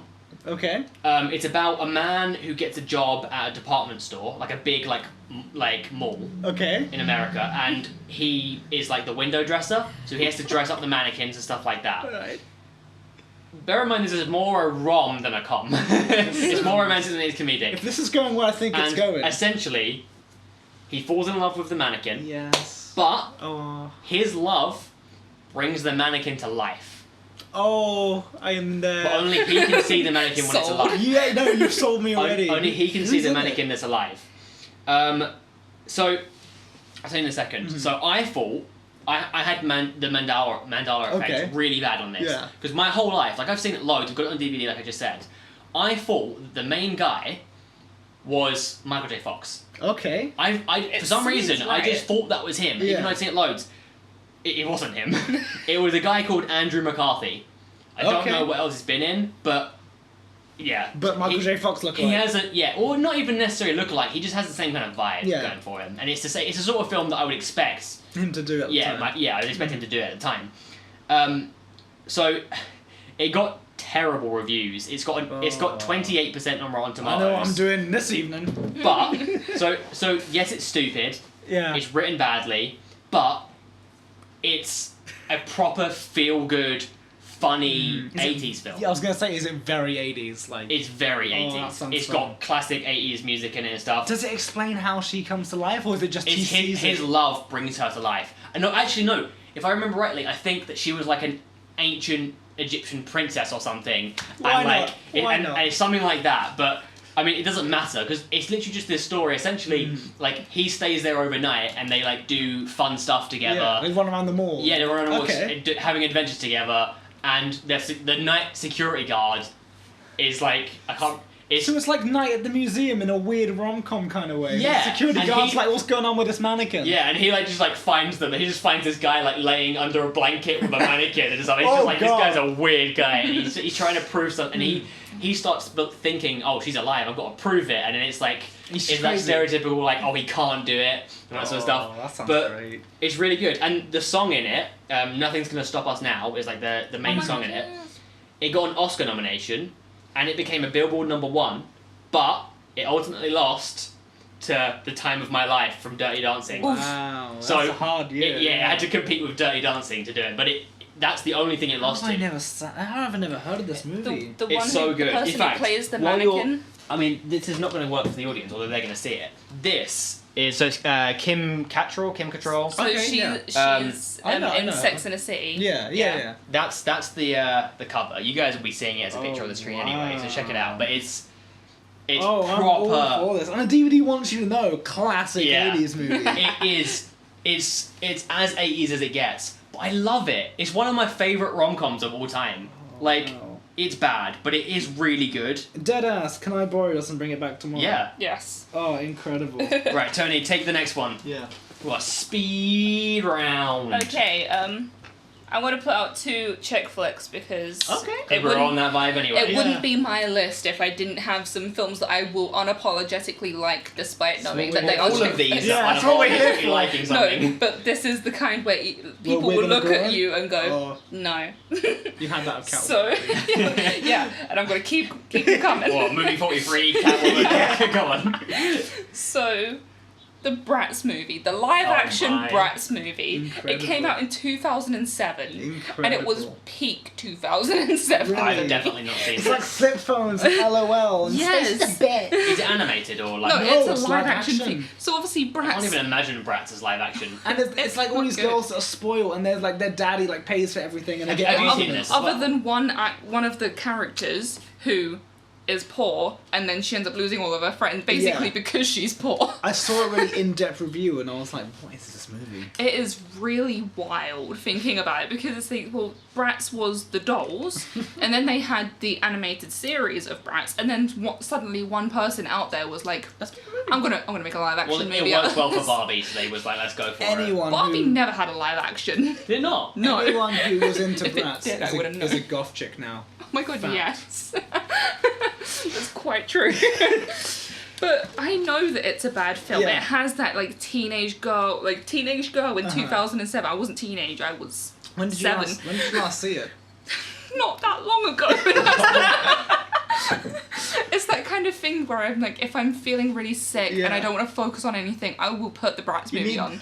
you need that like comfort food. Film. Yes, it's yeah. just my comfort, like sitting there with a pint of ice And cream. can I interject just Yes. real quick? Because you were talking about this comfort food Uh-huh. thing. I have a kids film that I remember every time I was ill when I was a kid. Just put it on. I would put this on, and it was Elmo in Grouchland. And honestly, it's one of the best films of all Yeah. time because it's obviously it's going to Oscar the Grouch's like homeland of Grouchland, and it's so good. The It's- villain and his eyebrows, man. Yeah, it's brilliant. And Oscar's the good guy still, and he's like trying to help him. Like, oh, you gotta make sure you do this because you're gonna be fucked otherwise. That bitch Zoe stole his blanket. I'll never forgive her. Sad Yeah, times. just a little bit of a Anyway, run. sorry, carry on. It's fine. Just a little bit of a rundown of like what happens in Bratz. So there's like the girl who's not good at like she's not academically smart. So she ends up becoming sporty, Very and then she fitting. ends up working. Like she ends up being like the captain of the soccer team. Sorry, not football, soccer team. And then Is there's Bratz an American company then? yeah, I think so. Yeah, of course, yeah. And then it has the girl who becomes the lead cheerleader, and then there's the girl who is basically an Asian girl, but she's also not, like an Asian American girl who's very smart, but she doesn't want to become a doctor or a sounds like a scientist. stereotype to me. Just a bit. She wants to be a fashion designer, so she pretends to be like all nerdy and stuff, and then she gets into school and then changes her outfit to look cool so that her parents don't see. And then there's the other one who's poor and she Who's comes from a this? Latin family. Yeah. Has it got anyone famous in it? I think would one of the know. dads is actually really famous. I feel like there's like everyone There's is like a- people that you can like I think recognize. John Voight might be in this movie. He's a big name.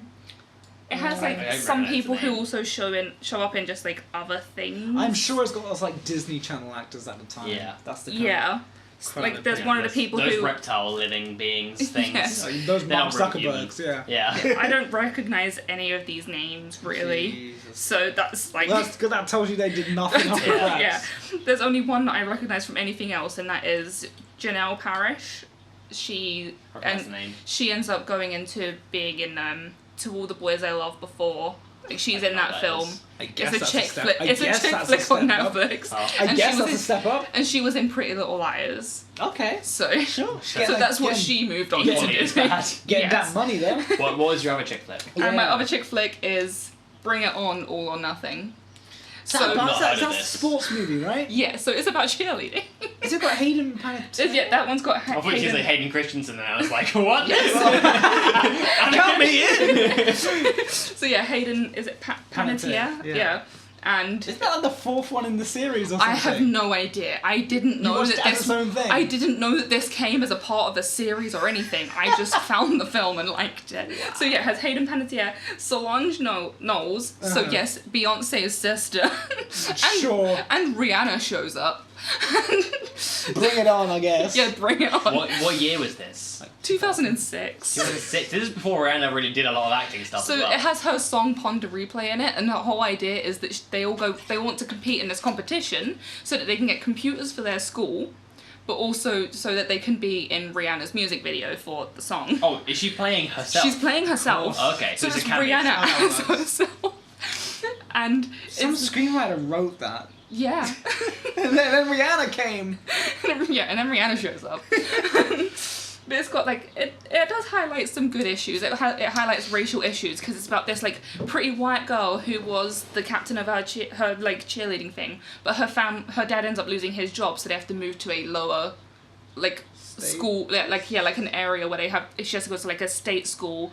And it's basically so she's like preppy. Yeah, and she goes to like a primarily black school, and she's like, oh, I'm never going to be a cheerleader again because I left my cheerleading squad, and then they're like, just join our cheerleading squad, white and then girl. she ends up, and then they have a lot of those kind of things like, hey, white girl, what are you doing? They call her Barbie, because she is a blonde white girl. I get the impression, and I could be miles off. Yeah. But I get the impression you caught this on TV in like 2010, and then for like a good year or two you didn't know what movie it was called. Possibly. And you found it like a year ago, and you're like, ah! It's the kind of thing that me and my mum would just have on while we were just like doing things, or while I was sick. We'd just be like, yeah, let's just put this on, because I will admit there is a certain amount of times you can watch Princess Diaries until you're like, maybe I should put something else on.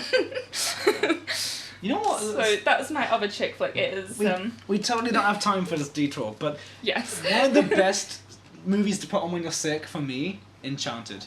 Enchanted is something. That's a great film. If you're ill, really enjoyed that or you can't leave the bed, just put Enchanted on. You'll have a great time. I also like Ella Enchanted. If you're looking for a bad film to You're watch, a really Ella young Anne Enchanted. Hathaway. I love Anne Hathaway so much. She's like 15 or something in that movie. She's really young. I think she's a little bit older than she was in Princess Diaries. So mine and my mum's sick day watching was my sick days. Wait, she was underage in Princess Diaries? She was 17. Yeah, should have been like. Okay. She was 17 in Princess God. Diaries. Yeah, I know. Twins 18 in the second one. Okay. So good to know. Good to know. But yeah, so she's like.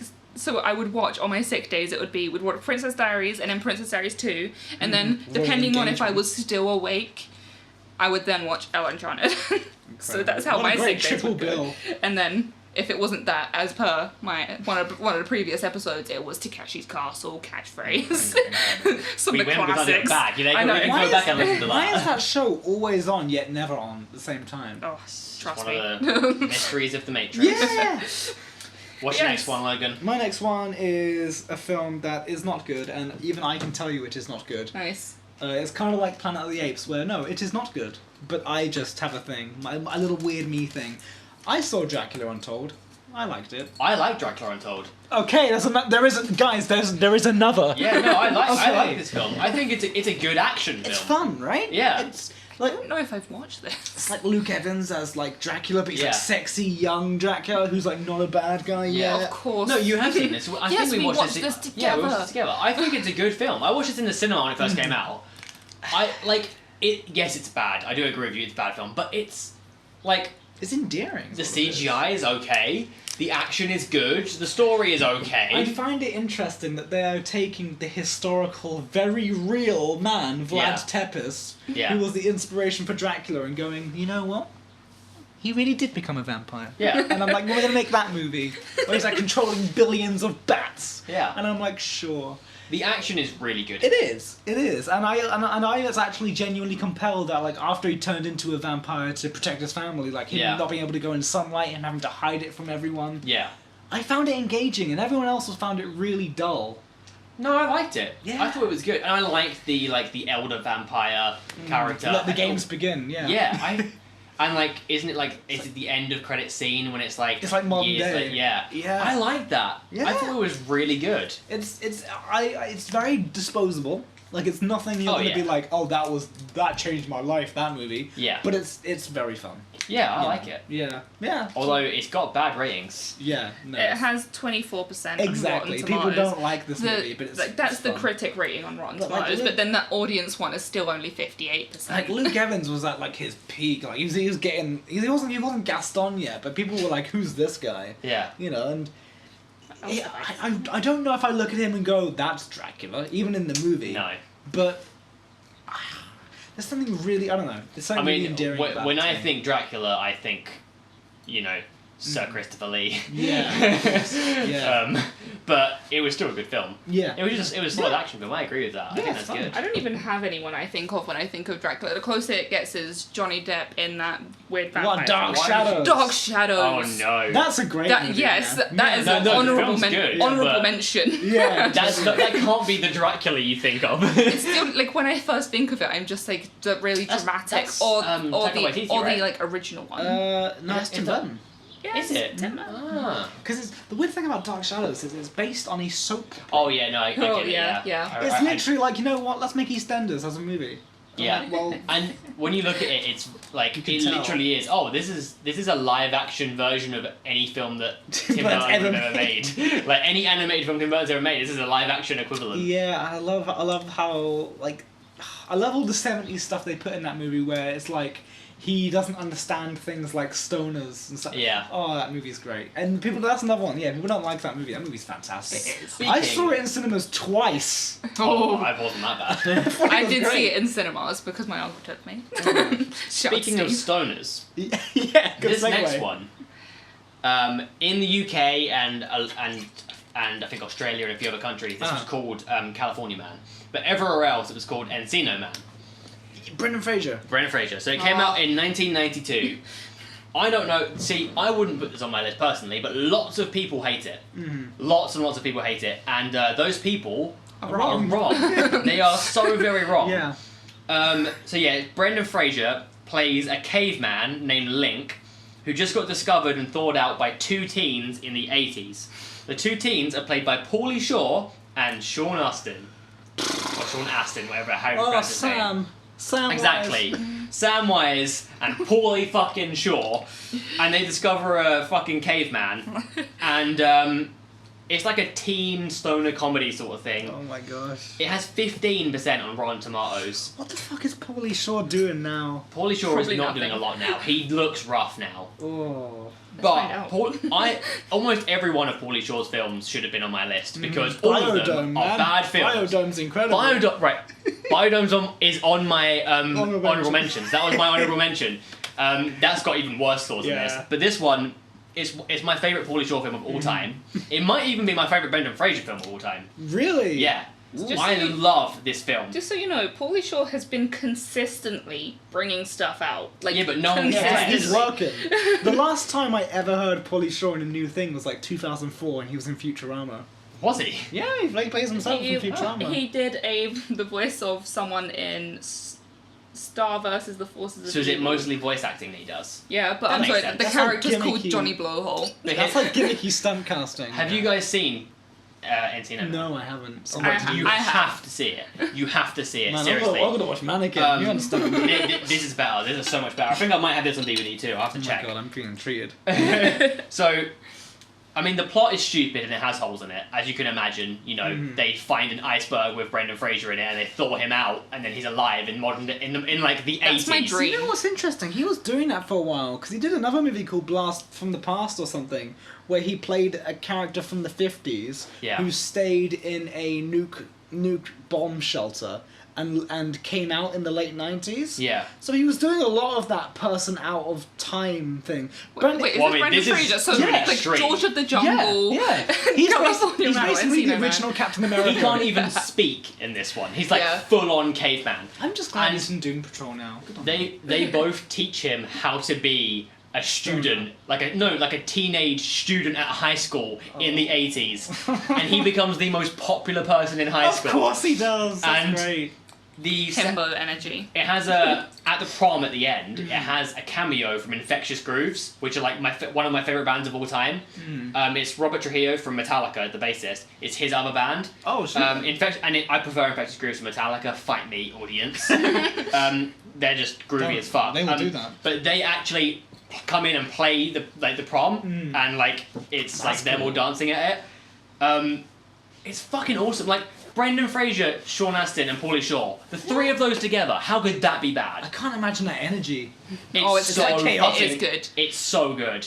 It's It does have the It's- same kind of vibe as like George of the Jungle. Yeah, Thinking about it's it, like everything he looks you'd- exactly the same. is everything you'd imagine from the three of them, Yeah. and from like an 80s film.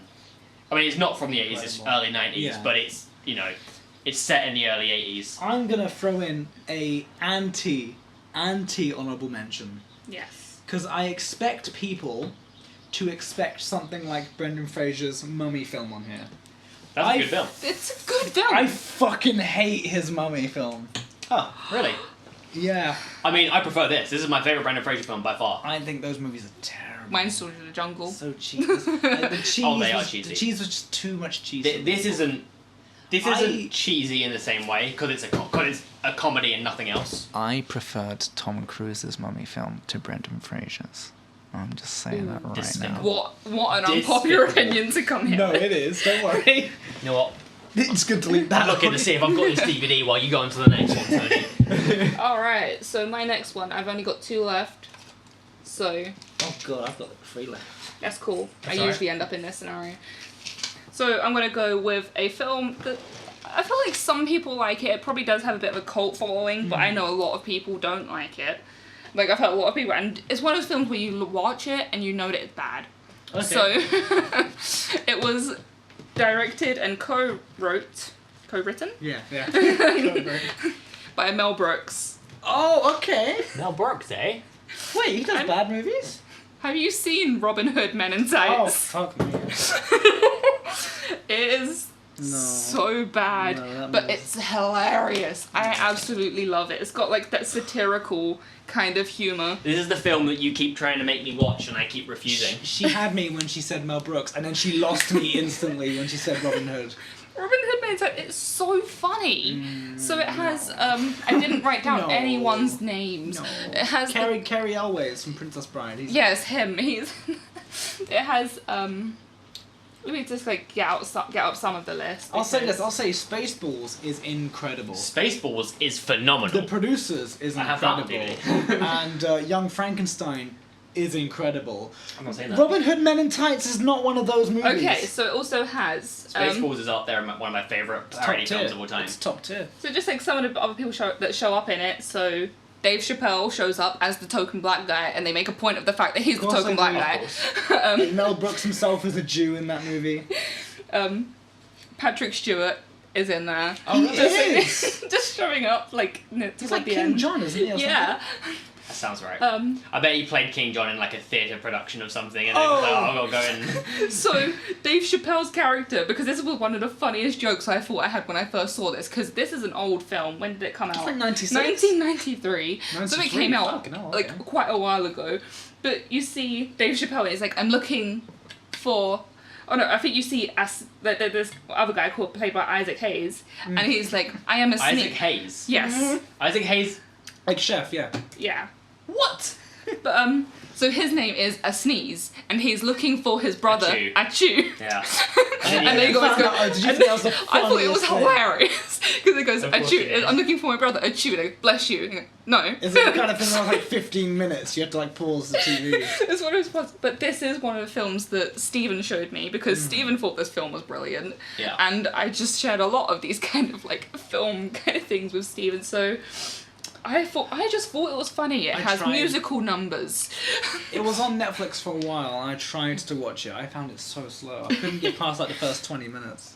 So did you get to the point with the blind guy when they take his whole house away and the Really? blind guy is still there and he's sitting on the toilet because it has toilet humor? It was like obviously. right at the very beginning of I checked out early, like he's escaping something. Like literally the It was first like scene. their house gets taken away because of Yes. taxes or something, but he Yes. ends up staying in the place and he's Yes. like, oh, this happened. It's like, and then Robin Hood's like, what happened to my cat? And it's like, got eaten by the dog. And it was like, what happened to the dog? And it was like, got killed by this thing. And it was just like, it goes through this massive list. And it's just like, what happened? And it's like, oh no, it was like, what happened to my goldfish? And it was like, oh, cat choked on it. And things then like this. So go- it just like, yeah, it just goes on this whole I mean, like to list. its credit, it's probably one of the better Robin Hood movies because how It is. many of those are actually Too good? many. There's at least one. Maybe two at a push. Yeah. So yeah, this is why it's one of my unpopular opinion. Like, Yeah, I think man. it's brilliant I because it's want just to like funny. it. I can't. I'm sorry. Do you want to go for another one, Tony? No, I only Because- have one left. Oh, okay. Well then, Logan. Okay, so what's my next one? Okay, I think you guys will have heard about this movie, but not seen it. And I Okay. feel like you won't really know what it's about or what it is. Have any of you heard of a film called Show Dogs? No, I haven't. I think I have. This came out either last year or the year before, and it's directed by Raja Gosnell, who made Beverly Hills Chihuahua Oh, yes. And that almost made it to my list. and Scooby-Doo, which Nice. are great, by the way. Oh, yeah. And it stars Will Arnett as this detective who's working with a dog. And You know it's going to be a bad film if it stars Will Arnett. Is this the film that I think it is? It's probably the film you think it is. Yes, it Or is. is it the film he's currently talking about? It had No, a but lot like- of controversy around it because of. Kind of. Yeah, okay, then take this on. Like take this. No, it's just, if it is what I think it is, isn't he a detective and he talks to the dogs via, like, telepathy. Like, yeah, like telepathy. And they have to go and- to like a dog show. Yeah, and so it's, he like, really gets all degrading. he gets all of like the information from dogs who witness things, and they were like the only witness to a crime. So he What? yeah. It's like dogs doing undercover stakeout missions. It feels so 2005 TV movie. Yeah. And it was in theaters in like 2019. I'm gonna watch this. This looks It's so on good. Netflix now, and I saw it in theaters. I gave them that money. Well, I I'm did going to that. watch it on Netflix. I gave them that money. And this film is so hilarious in so many ways they didn't want it to be. And I can't recommend that people see this movie enough. The cast looks incredible. Like all the voice actors, yeah, like RuPaul's in it. Ludacris, Stanley Tucci, Jordan Sparks. She hasn't been doing anything. And the film has... Shaquille O'Neal.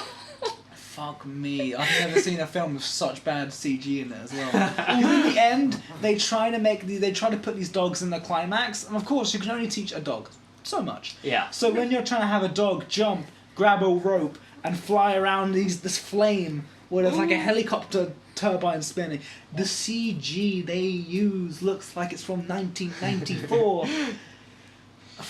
Oh. Oh, wow. I left this movie basically going, well, that was an experience.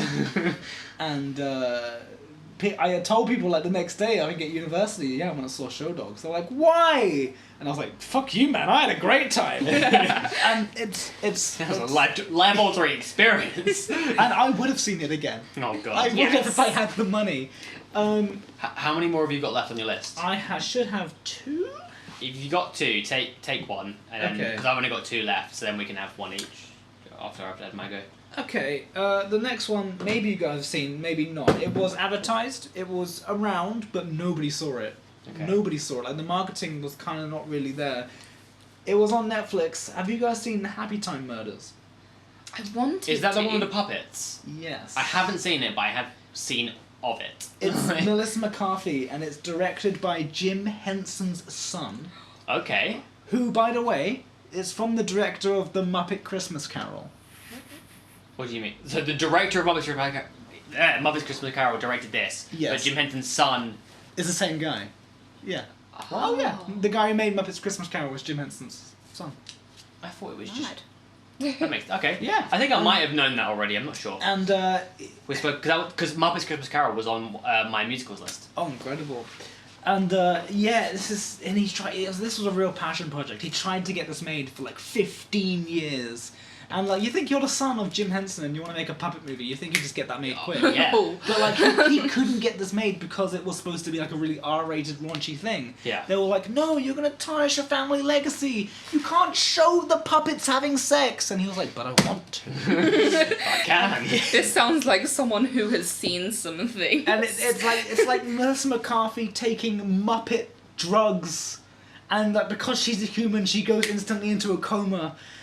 Huh. It's so weird, and it's like the film knows exactly what it's doing. Like, there's a one point where they walk past these Muppet prostitutes who are just ingrained into the real world so naturally. And they say shit, like, instead of saying, like, whatever cliche, you'll have a good time, they turn and be like, hey babe, do you want some rotten cotton? And it's like, what the fuck is this movie? Why does this something There's a exist? TV show similar to that concept that I watched a few episodes of, and it's like a police detective puppet, and it's like, it's the same sort of, like, dark puppet in normal real life scenario. And it's like, Yeah. Joel McHale from Community is in it. Yeah. It's got a weird ending. I don't know if I, in my heart of hearts, will go, that's a good movie. I really, really, really enjoyed it, and I know everyone around me says it was absolute dog shit, but I don't know if I'm between that's a guilty pleasure of mine, or this is the hill I die on. No, this is great. I can't tell. I love those kind of feelings, like when it's just like, I will I will die on this I'm hill. like, is this a bad movie? I know I like it. Questioning all of your own decisions. Am I wrong? It's the gimmick of it is just literally that. It's like Muppet orgies, a Muppet going into like a porn store. Yeah. That's the gimmick, but it is funny, and it holds up for like an hour and a half. Like it's a quick movie. Melissa McCarthy could have been anyone. She didn't need to be in the movie, but she does well.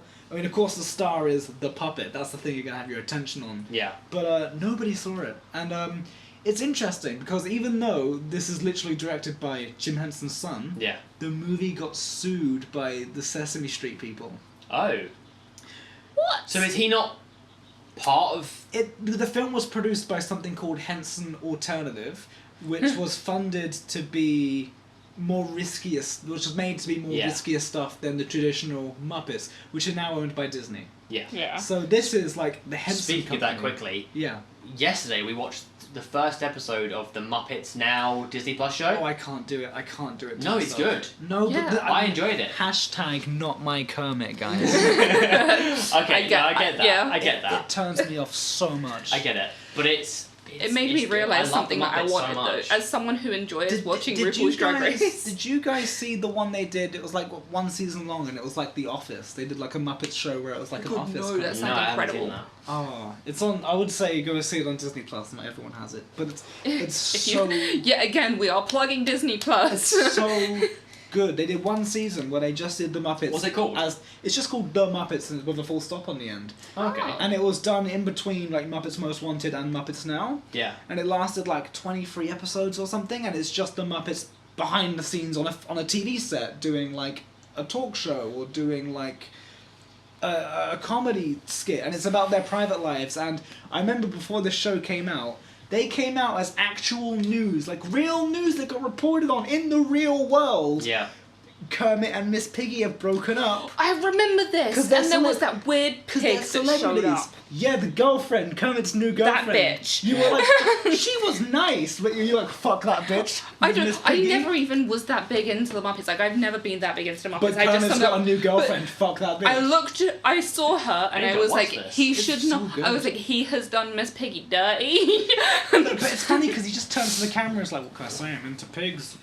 And I'm like, it's such a good I'll see if show. I can get a picture up for you. I Sean, but yeah, carry can't. on. I can't watch Muppets now, but it's probably good. Not my. I mean- Kermit. Not my Kermit. Anyway, Happy Time Murders.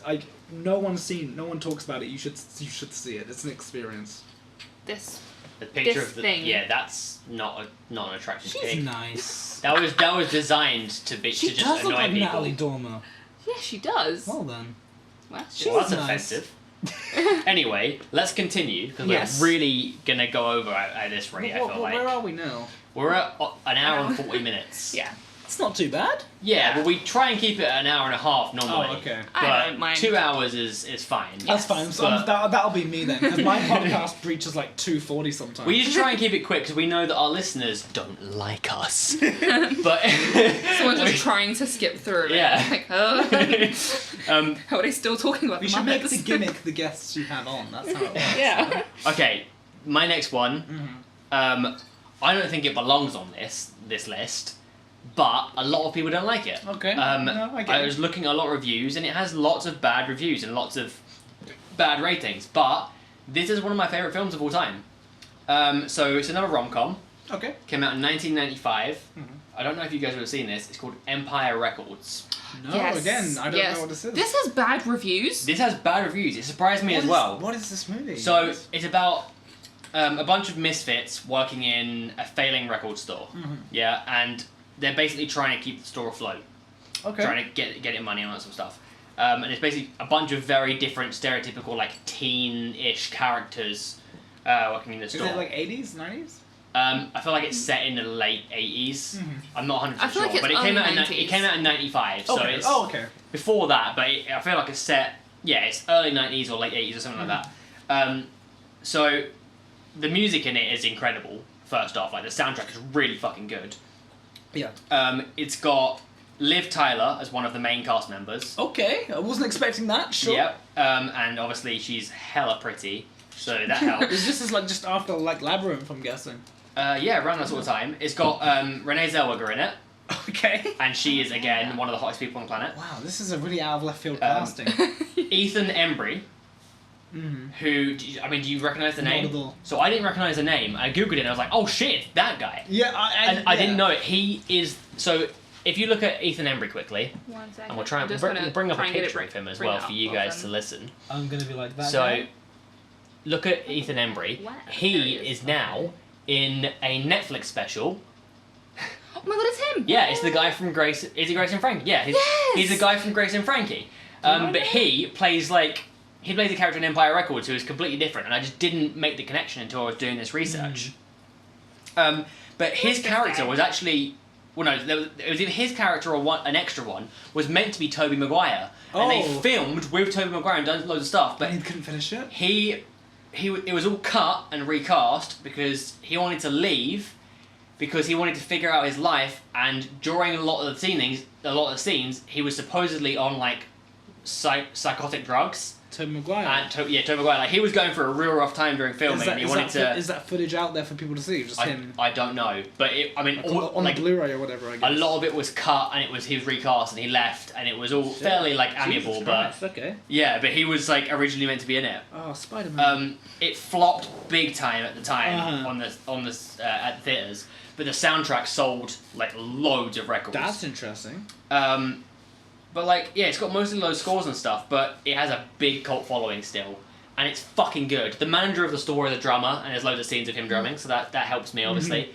But it's very Kevin Smith-esque in my mind. It sounds like something that people will discover later on. Because like Renée Zellweger's gone on to do stuff. Liv Tyler's gone on to do stuff. Yeah. Like, it sounds like people will see it later. It was like, early in shit. their careers. Yeah, people will look back and be like, oh, what's this thing? But it's a really good film, and it's very dialogue heavy. And it has a lot of like kind of parody-ish characters in it as well. And it's really fucking good. It's obviously a rom-com, so there's a romantic tie going the whole way through it, and it's proper like 90s rom-com, which I love. 90s rom-coms are my favourite era of rom-coms. I love it. And honestly, this almost made it onto my top 10 films of all time. Yeah. And it's made it onto this list as well because of how badly it's rated. How come it's got bad reviews, you think? I don't know, it just flopped hard. Yeah, it probably just like missed the mark around that time. So all the people that put out reviews ahead of its time, or it just came out in the wrong year? Slightly, maybe, but also because it's got that like Kevin Smith-esque dialogue-y kind of thing. Right. People don't really like that. Like people don't like a lot of Kevin Smith films. It's those films where nothing happens, but you still watch it because it's a good film. Well, speaking of Kevin Smith, there's another film kind of two films that are on my list, and I believe they're on your list as well, Tony, right? Yes. I'll mention the one that you don't care about. Yes, and you can talk about the one that you do care about. Okay. So, one of them is Yoga Hosers. Yeah, why haven't I seen this yet? It's so fucking bad. No, Johnny Depp's daughter's a good actress. Yeah, she is. But Kevin Smith's daughter, I don't... No, no, she's a very good actress. Okay. She's in the new Tarantino film. Oh, shit Yeah, she made it into a Tarantino film on her own accord. Because I listened to a lot of Kevin Smith's podcasts. Yeah. And yeah, she made it of her own accord. Like, she is a very good actress. Alright then. I love the idea of Yoga Hose. The sausages like coming to life and then Nazis. It's terrible. It's so bad. But obviously it's Kevin Smith, so it's good. So it wasn't for you, but you loved it. Yeah, I love it. I didn't like it. The one that Tony is obsessed with, and I love, but I don't want to watch it again because it fucked me up too much. It's Tusk. It's my number one on this list. It's your number one. Well, go for it then. This is my final one. Oh my god, it's so bad that every single minute of it I was thriving. I love it. Give the point. Need you say more? Why is Johnny Depp just in this movie? The fact I don't think he's even on the cast list. No. Because he wanted to just be like completely in secret, essentially. Incredible. So, for anyone that hasn't seen Tusk, Justin Long. Yeah, so it has I also Justin listen to his Long. podcast, and it's the best podcast I've ever listened to. It is. People should listen to the Untitled podcast. Oh yeah, the Untitled podcast. Pretty good. I don't know if you've heard it. So Tusk, for anyone that would like to know what happens in it, I feel like maybe it's best I they don't know. I feel like it might be a bit of a spoiler. Basically, Give it it's a little. it's a horror film, which is quite obviously coming out of a different area for Kevin Smith to be in. But I appreciate that he went there. It's very dark, funny in a way. Like it feels like it's so dark and so stupid that it's taken the piss out of horror that it becomes a comedy. Yes.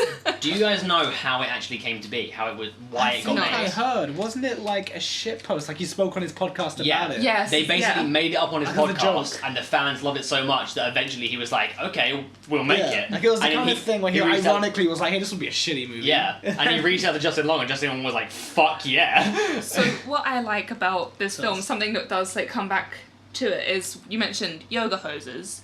In Tusk, it has Harley Quinn Smith and Lily Rose Depp as the same characters. Gila points in both of them. Because the Viewerski universe is the Viewerski universe. There's going to be a third one, like Moose Jaws. Yeah. I'm looking forward to that. But I just a little like fun fact that Shaun told me about. Yeah, this was on one of Kevin Smith's podcasts. It was on the Justin Long one, wasn't it? With Kevin Smith. It was either the Justin Long one with Kevin Smith or the vice versa, because they both was on each other's podcast around the same time, so I'm not sure which one it was. Yeah, so I can't think. Michael Parks, who plays the villain in Tusk. Fantastic actor. Yeah, he is. He had a stroke before filming and didn't tell anyone. Right before. Yeah, like directly before, and okay. that really affected his mood and his ability to focus on things. He His was really memory as struggling. well. Yeah, he was really struggling. So yeah, he was trying to remember the script, but Justin Long has a habit of improving when he's doing things. Yeah. And Parks really couldn't get along with that because he was trying to get the job done as well as he could without telling anyone that he had had a stroke. So he just hated Justin Long for the longest time. No one knew that he had had a stroke. Well, for the most part, no one knew that he had a stroke until after, because he didn't want to tell anyone. He just wanted to get through and fucking do it. Jeez. But he still held his own. But he was very kind of angry and kind of thingy towards Justin Long at first because of the stroke, but also because he couldn't get the improv. But then eventually, when they had some time together and stuff, he kind of warmed up to him and actually started to be like, "I love you. I think you're a brilliant actor," to Justin Long, because he kind of. He realized, like, okay, no, you're good at what you do. You're not trying to fuck me over. Yeah. You are, and what you're saying is brilliant. And there's a story about, when he tells the story about it was the spider bite that made his his leg come off or something like that.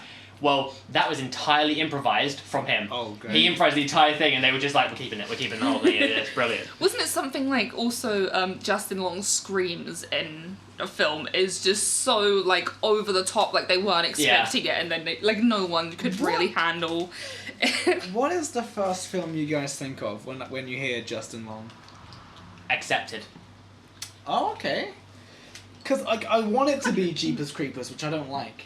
But I think of Dodgeball first. Oh god. I can't even think of why. And then I think of like Zack and Miri Make a Porno. Yeah, brilliant film. He's great in that. I just think of Dodgeball where he plays like a fucking loser. Have you seen Accepted? No, I haven't. It's that thing that always comes up on my Netflix. It's really good. Definitely watch Is it got really Jonah good. Hill in it? Am I thinking of something else? No, I don't think so. Okay. I could be wrong. My memory might not serve me right. But Justin Long creates a university himself by accident, because he doesn't get into a college. He doesn't get into a college. Fuck it, I'm gonna do my own. So he fakes a website to show his parents, be like, look, I got into uni. Oh wow. And loads of dropouts and misfits show up because the website was functional and he didn't realize. Yeah. So he's like, oh, this is the college for losers. Yeah, and it's called St. Harmony's Institute of Technology or something, cool. So it's called shit.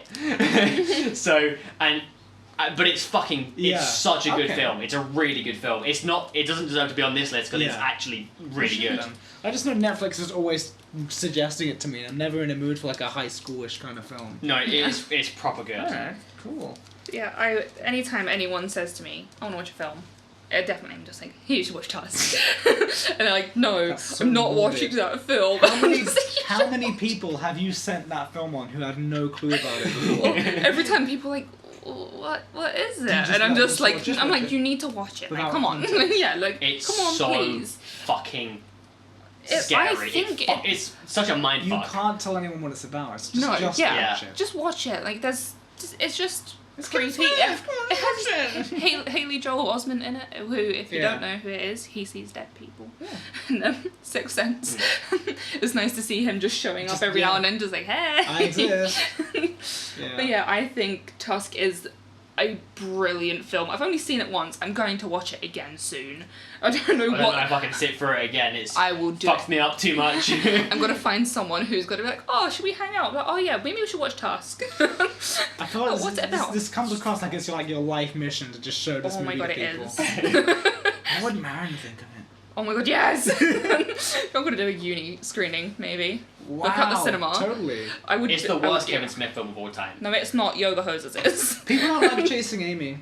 Chasing Amy is one of my favourite films of all time. It does not deserve I to be. saw it on a few lists and I was like, I'm not putting it on this list of bad films because in my mind it is perfect in every people way. don't like Clerks 2 or Jay and People don't like Clerks 2. Yeah, if you look up the audience score of Clerks 2, people don't like Clerks 2. Well, those people are absolute cunts. Yeah, they don't get it. They deserve the word cunt. Yeah. Anyone who doesn't like the word cunt, too bad, because people that don't like Clerks 2 are cunts. Critic score, Clerks 2.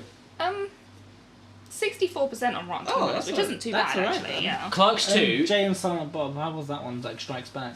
One of those two, people really didn't connect. they with. are phenomenal films. Did you see the Do you want cartoon? to go for your one next? Because Yeah. then we can have Logan. give Okay, me- Yeah. I'll take my next one. So my next one, again, I don't think it deserves to be on this list. Mhm. A lot of people clearly do think it's on this list because it had some pretty bad ratings.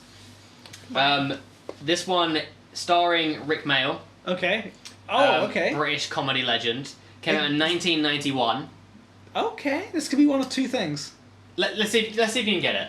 Is it Drop Dead Fred? It is Drop Dead Fred. Incredible. Yes. See, this is a fucking phenomenal film, but when I was doing my research, loads of people hate it. Yeah.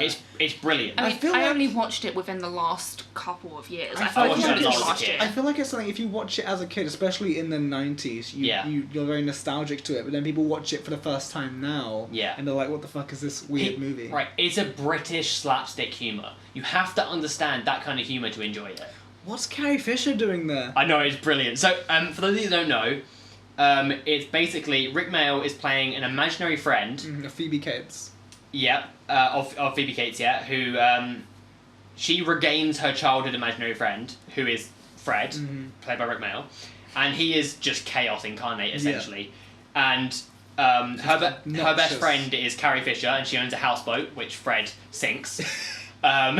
Well, kind of her, but also Fred, Well, it's because like no one else can see him. She's trying to get back with her, like, boyfriend? Or husband-to-be or something. Yeah, who was, like, cheating on her. Yeah. And Fred's like, why would you go for that? Like, he's a piece of shit. And she's like, I don't know! Wasn't it also like she was being encouraged to live like, the normal life? Like, Well, oh, stay with your boring job and your boring fiance who's cheating on you. The film, it's a lot about mental health, which people don't realise. Yeah, Because people don't women it's comedy, you know? Yeah. People don't think about it. Because it's not only about with her husband, but her mum is a controlling, manipulative, like, abusive parent. The fact that she had Drop Dead Fred when she was a child, and Yeah. she blamed everything on it, and it just manifests as an adult. Like, in theory, you could do this exact same film as a drama. Yeah.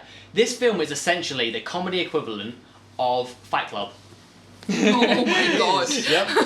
It is. But, like, Hot take. I watched it a lot as a kid. Where's the lie? Yeah, I watched it a lot as a kid, and it really opened my mind about that kind of like controlling Psychology. parents and that sort of stuff. Wow. Because I'd never thought about it before, but because of the way that it explained it and the humorous fart jokes and stuff that it was using, it kind of came across in that audience. The But only- like, it has 1 star on Rotten Tomatoes. Really? That's That's bullshit. criminal. That's criminal. She Yeah. got like 3. And like, yeah, it's got fart jokes and it has like upskirt jokes in it and stuff, That's which funny. aren't appropriate now, Nah, but that's it's funny. funny. He's Yeah, like cobwebs. exactly, cobwebs, and it's got like animated cartoon section when like Fred gets his face flattened and stuff like that. Oh, that looks great. And Did you hear about the remake they were going to do? Rick Mayall refused to be in it, I think, is what, and they almost did it with Robin Williams. Is that, am I thinking? No, right? in like 2010, so pretty recently, Yeah. Okay. they were gonna do it. And every time I brought this up to people, they've either been like, "Yes, I love it, I want it now," or "Can this never No, ever exist?" Leave it in the past. No, like It was guess, perfect. like okay. think of the most obnoxious actor around 2010 you can think of. What's the name that comes to mind? I'm not sure.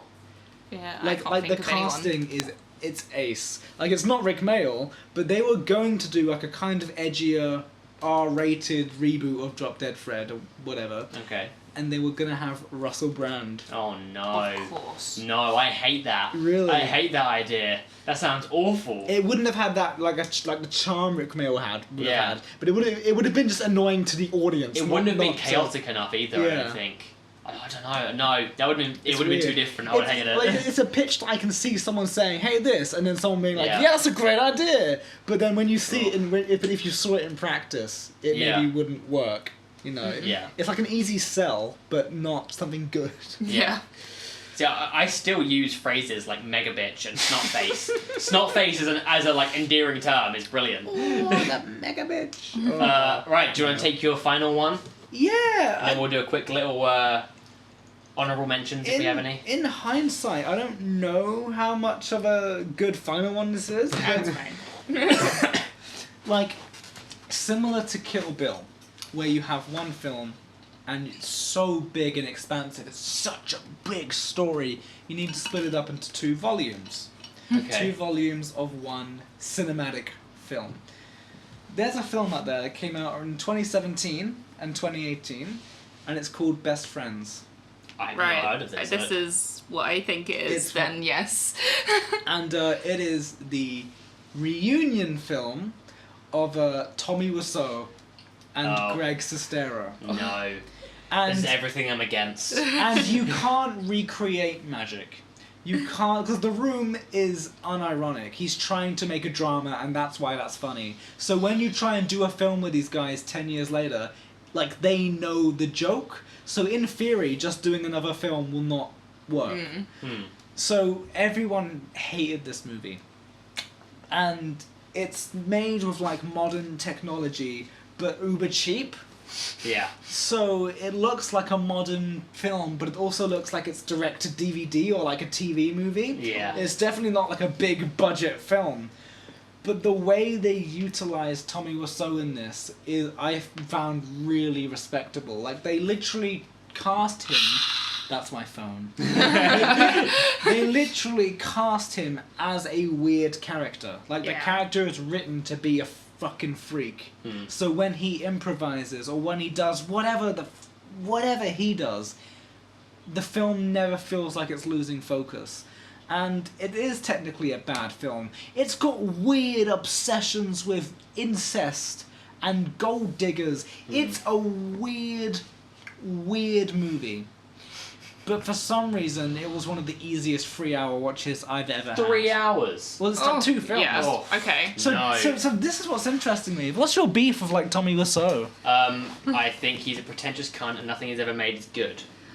You're not wrong. And the He's room a and horrible everything person. related to that, even the James Franco disaster Really? thing, I think they are absolute trash. Because they glorify it, I guess. Yeah. I just think nothing about it is entertaining. I just Wow. can't see any form of entertainment about That's that. interesting. I don't care what Okay. anyone's. I mean, other people. I know that other people love it, and they think that but it's just pretentious and it's stupid. is. I feel like too I many don't people like it. got on the bandwagon of it. That's the Yeah. problem I had It with it. was Like fun out of when it was nowhere, an it just underground became thing. yeah. It's Yeah. one of those things that everyone's like, oh, I know this film, and I'm cooler, and I know more about film than Yeah. you because I find this good. It's like, no, shut up, totally, it's yeah. shit. Yeah. That's my thing. No, anyway. no, I agree with that 100%. Like, in, like, 2009, 2010, when it was strictly a film person thing, it's like, hey, Yeah. have you seen this shitty movie? It was really unique, because you felt special to know about it. But then come, like, 2015, everyone's doing that, I did not hit her, and it's like, shut up, man. You don't... That's why It got there mainstream. there are some films like that I just can't do. Like, I have tried for, I want to say, at least the last 10 years of my life to watch Rocky Horror Picture Show. You But I can't do it. I just can't bring myself to watch it Wow. because so many people. Do you have like, expectations? Yeah, like it has, like, because I know that there's like the cult following, but then there's people who just jumped on the bandwagon of it. Yeah. And I'm like, I want to enjoy it I for tried- the I tried- shitty film that it I is. tried to watch it with no expectations, and I just let shit happen. I was like, okay, movie, whatever happens, happens. I even bought it I bought the film. Maybe- I have it on DVD, and I just still can't bring myself Then to watch maybe it. you do need to go to one of the screenings. Yeah, Like, maybe. maybe you need to see it with a big audience. Immerse in it. Guys, We have reached let's 2 hours. Spitfire honourable mentions. I dead Yeah. ass don't have any. Okay, Okay, Tony, any I- mentions but- you really I mentioned? have 2. But Grown Ups is great. Oh, no. Oh. So I have Sex and the City 1 and 2. Oh god. I'm not They go ashamed. to Afghanistan in the second one. It's not Afghanistan. Where do they go? They go to like Saudi Arabia or something. Yeah, I think it's Saudi Arabia. And Fucking like what? But my I also honourable have another mentions. Okay, well, go for your one. There go. Twilight. Oh, fuck off. Fuck off. They don't deserve. No. I It watched could've those been- last year and I Okay. It could have enjoyed been a it. good So movie. my ones are actually good. We have B movie. You like jazz? Yeah, exactly. Sean, I like do you like jazz? I do like jazz. In fact, I do. And Space Jam. Yes. Phenomenal. Space Jam 2's coming out next year. Hell yeah. For some reason, it's written and produced by the director of Black Panther, I mean, why not? with LeBron James. It's got to be LeBron James. 'Cause, you know, Everybody come Marvel out. was Is on it that. Space Bill Jam. Murray that was in it? Yes, Yeah. he's just Is he in showing there. up again? Right. I don't know. Let's. Come on, we've got to finish this off. You wanna Right. wrap up? Logan, do you have a what's the A word would I'm you looking rather? for? A would you rather? Oh, us. yes, I do. I thought you were Somewhere. going to ask me for my links then. I was like, oh, okay, no. Okay. So this one, I had a really... When Tony said, hey, come up with a would you rather, I was finding it really hard not to just Google something because I'm not creative. Yeah. No, I didn't Oh, do no, that. that's where we all Google get it them sometimes. No, I didn't do that. But what I did come up with was... I took something that really wasn't a would you rather and I kind of fucking forced it to be one. Yes. Okay. And I came up with a scenario in my head. Now, if you had the choice to either go to the future or to the past, to any time period of your choice, but you have absolutely no way at all of coming back, where would you go? Would we then Would we be able to change the No, you future can- or past from doing that? Yeah, but you couldn't You just go get to back. choose once, and you can never go back. Do you go to the unknown, or do you go to what? The past. Past, hands down. Interesting. Past. I would say Especially past. if I have preparation in time. So in the future, you go there, the world's over, everything's fucked, you're screwed.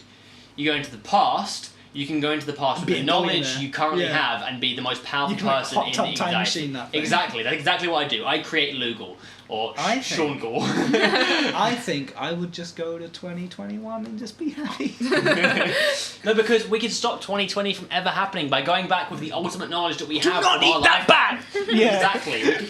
You create all of the things that. Like you can essentially become a dictator of the world with the amount of knowledge. That Whoa, that we okay, have. someone keep an eye on Sean. Well, I would do it. I'm telling you right now. I would You go would back take this burden from. with the knowledge that I have now. I would go back and I would take over the entire fucking world, and it would be pretty easy with all the amount of knowledge that we have. He could and say I would anything. solve all of our problems. He could say anything. He could say you'd stop the Holocaust, but no, he'd actually become a dictator. Yes, I would become a dictator. And make your own Holocaust. Yes, I would make all the Holocaust, except I'd get rid of, everyone who voted for Brexit, everyone who doesn't wear a mask, everyone that thinks Clerks 2 is a bad film, All the Karens. everyone called Karen, unless they have some real specific You have to have a circumstances Karen as to why card not. that you're allowed to be a Karen.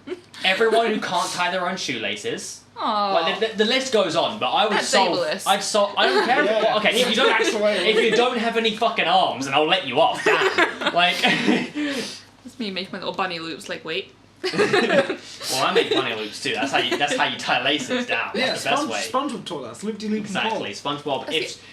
SpongeBob is the greatest educational source for our civilization. I only get my news from a reliable source. Yeah. Okay. See, I'd go back in time, but for like you went so deep into it. I'd go Sorry. back in time. I want to go just like Sorry, it's the 60s, to like just the chill out. I want to go like 70s and be like in like riot, not like I mean, in just good go, riots just and protests. Look, wherever and you stuff. go, just go when there's women's rights, please. I wish. Well, no, because you. I would have you like would be able battle to fight for women's I would rights. go back to the 70s, but with all the knowledge I have now, and become the most powerful person in the world. Oh my god, I'd You become a Also, musician. be able to live through the 70s. You're dangerous, Sean. I'd become a I know. musician. I may because be you could be a bad dangerous, musician. but I'd only be dangerous to the people that Well, don't fuck deserve me. to live. Everyone else would be fucking great. So we would be advanced beyond belief because all the knowledge I have currently. Like I could bring back to that point and things would happen so much quicker. We would be such an advanced civilization. It's just that some people would die in the process. Robin Williams, do not go in that closet. You can do so much. Okay, we need to wrap up. We are over time. It's fun. Yeah. Yes, it's fine. Thank We'll you blame for it on joining Logan. us, Logan. Yeah. Anyone watching this at this point, which you're not. Cheese It's okay. Yeah, that's exactly what I'm doing. I also have a podcast, if you found me interesting at all, or stimulating. I don't quite talk about fun stuff like food, but I have a strictly movie podcast, which if you watch this, you might like that. Well, we've done enough movie ones. Yeah. So go and check out the Broken Record podcast or the Real Broken Record podcast. I forget what it is now. I've been doing it for like 3 years. You know what? That's where you'll find me. And I've had a lovely time. Guys. Thank you for coming and joining us. We'll have to- I'm gonna watch Mannequin. Yeah. Later. And you have to watch Accepted as well. Okay. And Encino Man. Okay. Go watch them all. Mm. Right. These are some good films. Well, we'll see you guys in the next one. Yeah. Well, Hopefully you enjoyed our longest episode yet. You know, It's I fine. wear that with a badge plate pride. Alright, anything you want to say, Tony? Say to Just- the people? Yeah, well, go listen. watch these films and enjoy them. And hey, I didn't tell you what happens in Tusk so that you can go and watch Tusk. So please, Oh, yeah. go watch Tusk and let me know. Hashtag justice for movie 40. Oh, God. I can't forgive you for Catwoman. Wear a mask, Black Lives Matter, stop that being a stuff. dick, all that jazz. Like, subscribe. Subscribe to my OnlyFans, pay me money. Alright, see you next time, guys. Alright, guys. Goodbye. Have a good one. One time we got the proper one that had all the tubes, like the really cool, expensive-y ones, Yeah, I that are get what you gimmicky. Boy, was that hamster too fat for them tubes. He tried, and I had like panic attacks because he got stuck in there and he couldn't move. Oh no. I didn't know if we had to take it to the vets and get him like cut out of it or something. Oh, no. I feel like the best bet would be to like get a bigger box, Yeah. put it in, attempt to No, you unscrew it, and just poke it blow out. on the other end of the tube and shoot it out like a blow dart. Like it got out, but he had to be stuck in that one place for like 40 minutes, and I was probably as scared as he was. Yeah. Fuck that. Yeah. A friend of mine had a hamster that I think I can't remember who was it. Was it your story? See, this is where my memory fails me.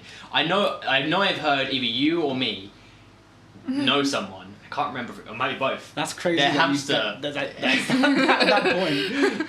Their hamster died, but they didn't know. Well, they lost their hamster and they didn't know. And like years and years later, they found it when they were moving out of the house. Like just a hamster corpse. Oh, that's so And it was- morbid. do you I know feel all like about this Tony? was one of your friends. I feel like this might So have been he was Alex, just I'm like not packing sure. his boxes and like, oh James! It's just Yeah, a corpse that's I feel like it rotted. was found, but like it was either behind the fridge or behind the radiator or something, and it was just this like solid Fucking corpse hell. from years. It might not have been Alex. I can't remember who it was, but someone told me that story, and I've remembered it very clearly every time I think of a hamster. It scares me. I'm Yeah. never letting my hamsters escape. I don't want to lose them and find them behind a fridge years Do you later. put them in like the ball and walk Yeah, around? That we was have amazing. like the smallest ball you can Yeah. get, like this big. I was just like, Yeah, they wouldn't be able to push a regular hamster ball. They would get stuck in I there. kind of want to get one just to try it, see To how see far it they fail. get. Okay, let's Yes. get our list ready. Tony, have you got the timer ready so we can know Timer roughly is where the on. fuck we are? Yes. Sick.